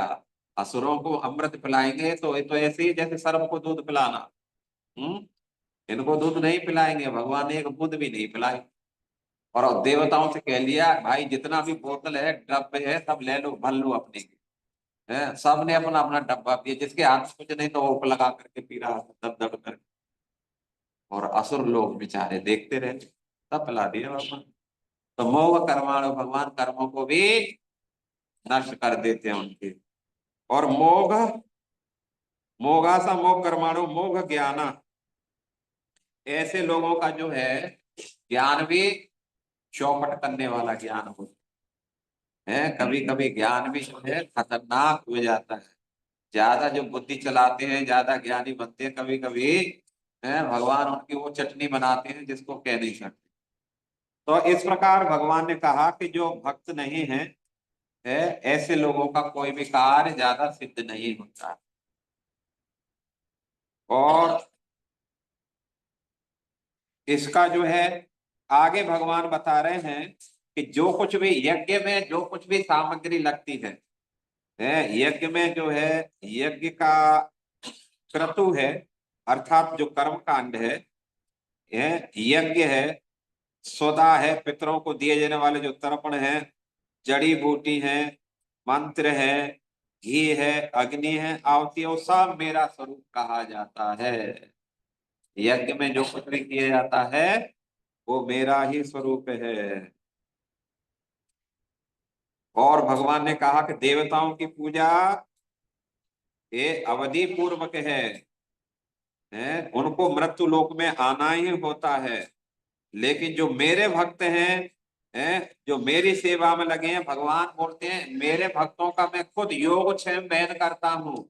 योग का मतलब जोड़ना, उनकी जो कमी है उनको मैं पूरा करता हूँ, और क्षेम का मतलब हर परिस्थिति में उनको सुरक्षा देता हूँ। ये बात भगवान ने कही है।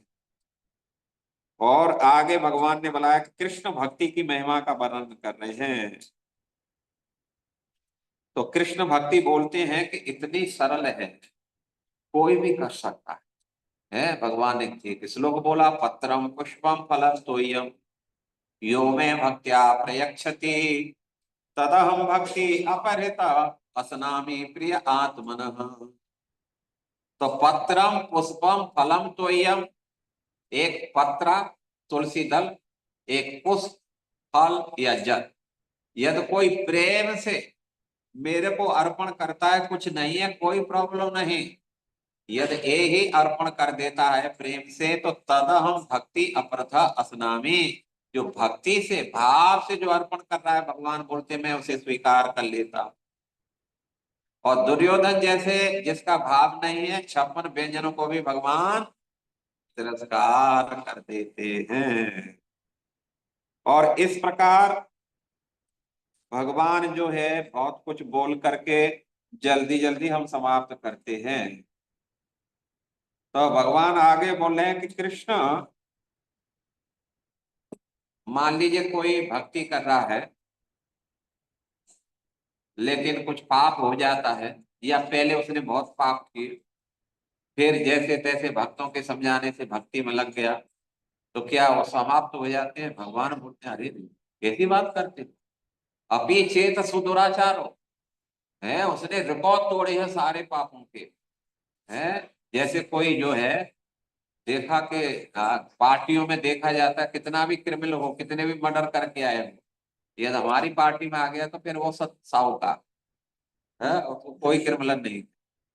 उसने हमारी पार्टी ज्वाइन कर दी, खत्म, उसके पाप हुआ सब, अब वो धर्मात्मा हो।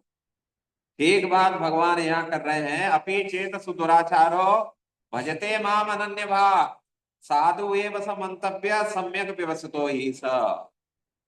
भगवान बोलते हैं कोई कितना पाप करके किया उसने जीवन में, जो सब करना नहीं चाहिए वो भी, लेकिन वो भी यदि मेरी शरण में आ जाता है तो साधु एवं सह, अब वो साधु है, खबरदार किसी ने पापी उसे कहा।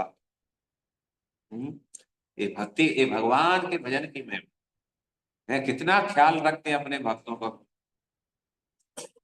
तो इस प्रकार भगवान ने कहा कि निम्न कुल में जन्मे लोग भी आसानी से मुझे प्राप्त कर लेते हैं। माही पाक विपास रहते हैं, ये अपिस्यो पाप यौन, जो नीच नीच है शरीरों में है, जातियों में भी जो जन्म लिया है, लेकिन चाहे वो कोई भी हो, यदि वो भी मेरी शरण में आ जाता है तो वो भी शुद्ध हो जाता है और मेरे को प्राप्त कर लेता है। फिर भगवान बोलते हैं उन लोगों के बारे में क्या कहा जाए जो ठीक ठाक से भजन कर रहे हैं, जिन्होंने कोई पाप ऐसे नहीं किए, महापाप नहीं किए, तो उनके उद्धार में तो फिर देरी कहाँ लगती है। और अंत में भगवान एक कह करके इसका समापन करते हैं, सार दे रहे कि तुम क्या करो, तुम जो है संपूर्ण रूप से मेरे समर्पित हो जाओ, मन मना मद भक्त मदयाजी माम नमस्कुरु। चार बात बता रहे, मन को मुझ में लगाओ, मेरा भक्त बनो, है मध्य आदि मेरी पूजा करो, प्रमाम नमस्कुरु मेरे को नमस्कार करो। ऐसे तुम करते हो तो माँ में वैसस युक्त आत्मानम मत परायण, मैं प्रॉमिस करता हूं, है इस प्रकार तुम करने से तुम मेरे धाम को आ जाओगे, कोई भी तुम्हें रोक नहीं सकता, नो डाउट। हरे कृष्णा। इस प्रकार के करके समाप्त करते हैं। तो कल हम जानते हैं कि सब गीता जयंती है। हम्म और जो है भगवान ने इस भगवत गीता का उपदेश किया था, और ये बड़े सौभाग्य की बात है कि गीता की जो महिमा है बड़ी अद्भुत है। नया वर्ष भी आ रहा है, लोग डायरिया कैलेंडर क्या क्या देते हैं। और गीता के बारे में भगवान ने कहा भी है गीता सुगीता कर्तव्यम के मन्नत शास्त्र विस्तरे, है भाई गीता ही अपने आप में एक ऐसा ग्रंथ है, पूर्ण है, कोई दूसरा कुछ नहीं भी पढ़ता है तो हानि कहाँ है। है। और भगवान ने ये भी बात कही थी कि देखो, है जो गंगा है मेरे चरण से निकल करके तीनों लोगों को पावन कर रही, तो गीता तो मेरे मुख से निकली है, तो इसकी पावनता में तो संदेह होना ही नहीं चाहिए। जब गंगा जी मेरे चरण से निकल करके तीनों लोगों को पवित्र कर सकती है, तो भगवत गीता की तो महिमा ये है कि गंगा के बार बार नहाने से, पान करने से, वास करने से उस किनारे पर जो फल मिलेगा, गंगा गीता के तो केवल दर्शन मात्र से वो फल मिल जाता है। बात सही है कि नहीं सही है? तो इसलिए कल भगवत गीता है, गीता जयंती है, तो हम लोगों को कुछ जो है पत्रम पुष्पों लेकर के कुछ भगवान के लिए करना चाहिए कि नहीं करना चाहिए? हम्म। तैयार हैं कि नहीं तैयार हैं?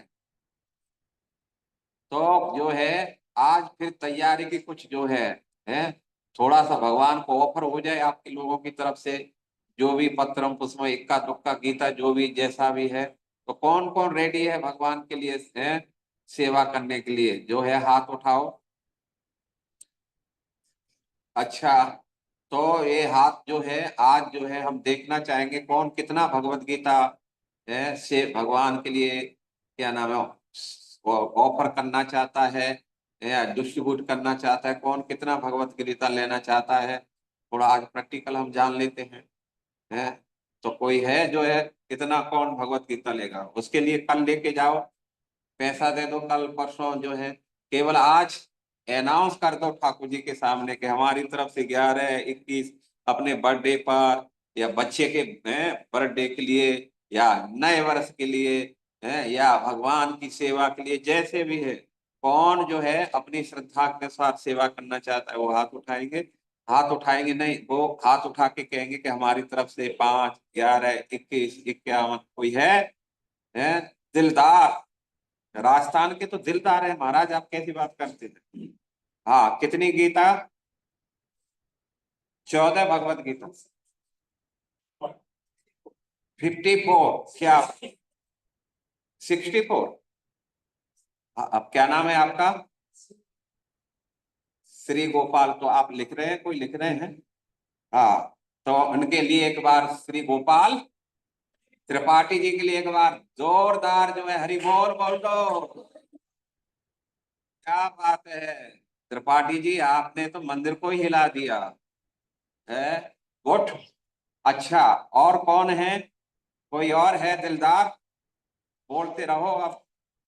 है पत्रम पुष्पम सबकी तरफ से होना चाहिए, थोड़ा थोड़ा नो प्रॉब्लम, लेकिन सबको इस यज्ञ में आहुति देना है गीता जयंती के लिए। और बताओ कौन है दिलदार? है राजस्थान के, वो भी जोधपुर के, अरे वाह। है तो अभी तो बहुत सारे हाथ उठे थे, अब क्यों लेट क्यों हो रहे हैं भाई? कौन है? उठाओ उठाओ। कितनी गीता? हाँ है, लिखवा दिए, ठीक है। जो नए लिखवाए वो आप लिखवा दें। प्रभु जी आप बोलो कितना, नाम क्या है आपका? हाँ, कितना गीता आपकी तरफ से?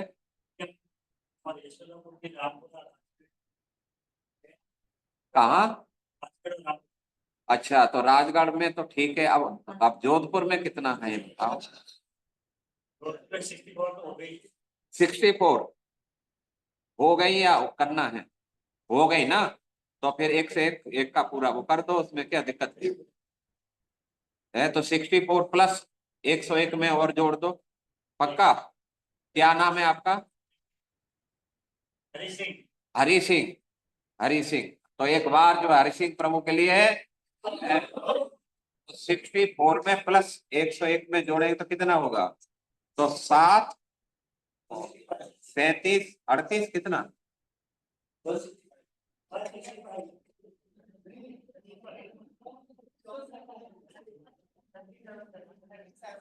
है? 37। 37 भगवत गीता जो है इनकी तरफ से लिख लो, उनका नंबर और वो रख लिखने का। ठीक है गुड, अच्छा है, अच्छा प्रयास कर रहे हैं आप। तीसरा और कौन बोलना चाहते हैं? माताएं सोच लो, जब तक प्लानिंग कर लो, तो सबके लिए तो पत्रम पुष्पम सबकी तरफ से होना चाहिए। है। और बोलो, आगे से, बीच में से है 101। अच्छा, तो आपका 101 है, ठीक है। और उसमें कुछ पत्र पुष्प में एक आध हमारी तरफ से कर दो है। हाँ, जब इतना करे ही हैं तो कुछ 5, 10, 11 हो जाना चाहिए फिर। कितना? 101। क्या बात। तो अभी 101 तो कितना 50 हुआ ना? 50 एक्स्ट्रा, 50 गीता प्रभु जी की तरफ। क्या नाम है आपका?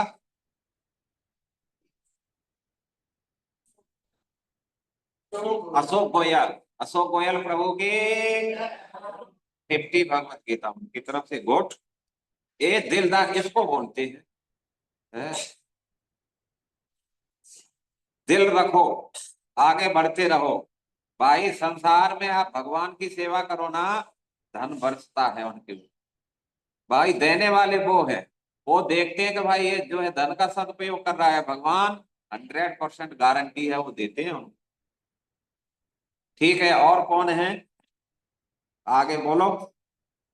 उठा दो, फिर सोचने की जरूरत नहीं है, उठाते चलो, बोलते चलो, हाँ भाई हमारी तरफ से इतना, हमारी तरफ से इतना।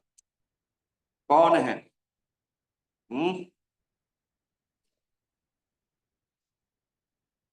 बोलो बोलो कुछ। बोलो अपने 5, 11, 21 कुछ आप बताओ। है कितना? एक कार्टून और। ठीक है, तो आप कल के लिए कुछ पत्रम पुष्पम डाल दो कुछ और। है अभी हो जाना चाहिए ना? तो कितनी गीता का और एक्स्ट्रा कर सकते हैं? 151। पहले 101 था, तो 50 गीता इनकी तरफ से और बढ़ा दो। ठीक, क्या नाम है आपका? हरी हरी गोट के नाम क्या है आपका? नटवर। हाँ, क्या सुंदर नाम है भाई, नटवर नंदलाल प्रभु। गुड, एक बार जोर से हरिबाल हरि बोल बोल दो उनके लिए। Good। हम तो कभी सोचे भी नहीं थे कि आप लोग इतना दिलदार हैं। मैं तो सोच रहा था इक्का दुक्का कोई बोलेगा, एक दो, लेकिन आप लोग तो वास्तव में जोधपुर के। गुड गुड गुड, होना भी चाहिए, होना भी चाहिए। ठीक है ना? और कौन है? बोलो भाई बोलो। माताओं में से कुछ घबराओ मती है, इक्का दुक्का करके ही जाओ। हम्म, और कौन है बताओ भाई। बोलो बोलो, हाथ उठाओ। कितना? कितना? 350।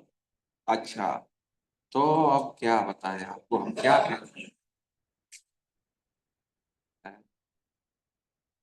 तो चलो कोई बात नहीं है, आप 11 गीता और कम से कम है हवि के रूप में कर दो।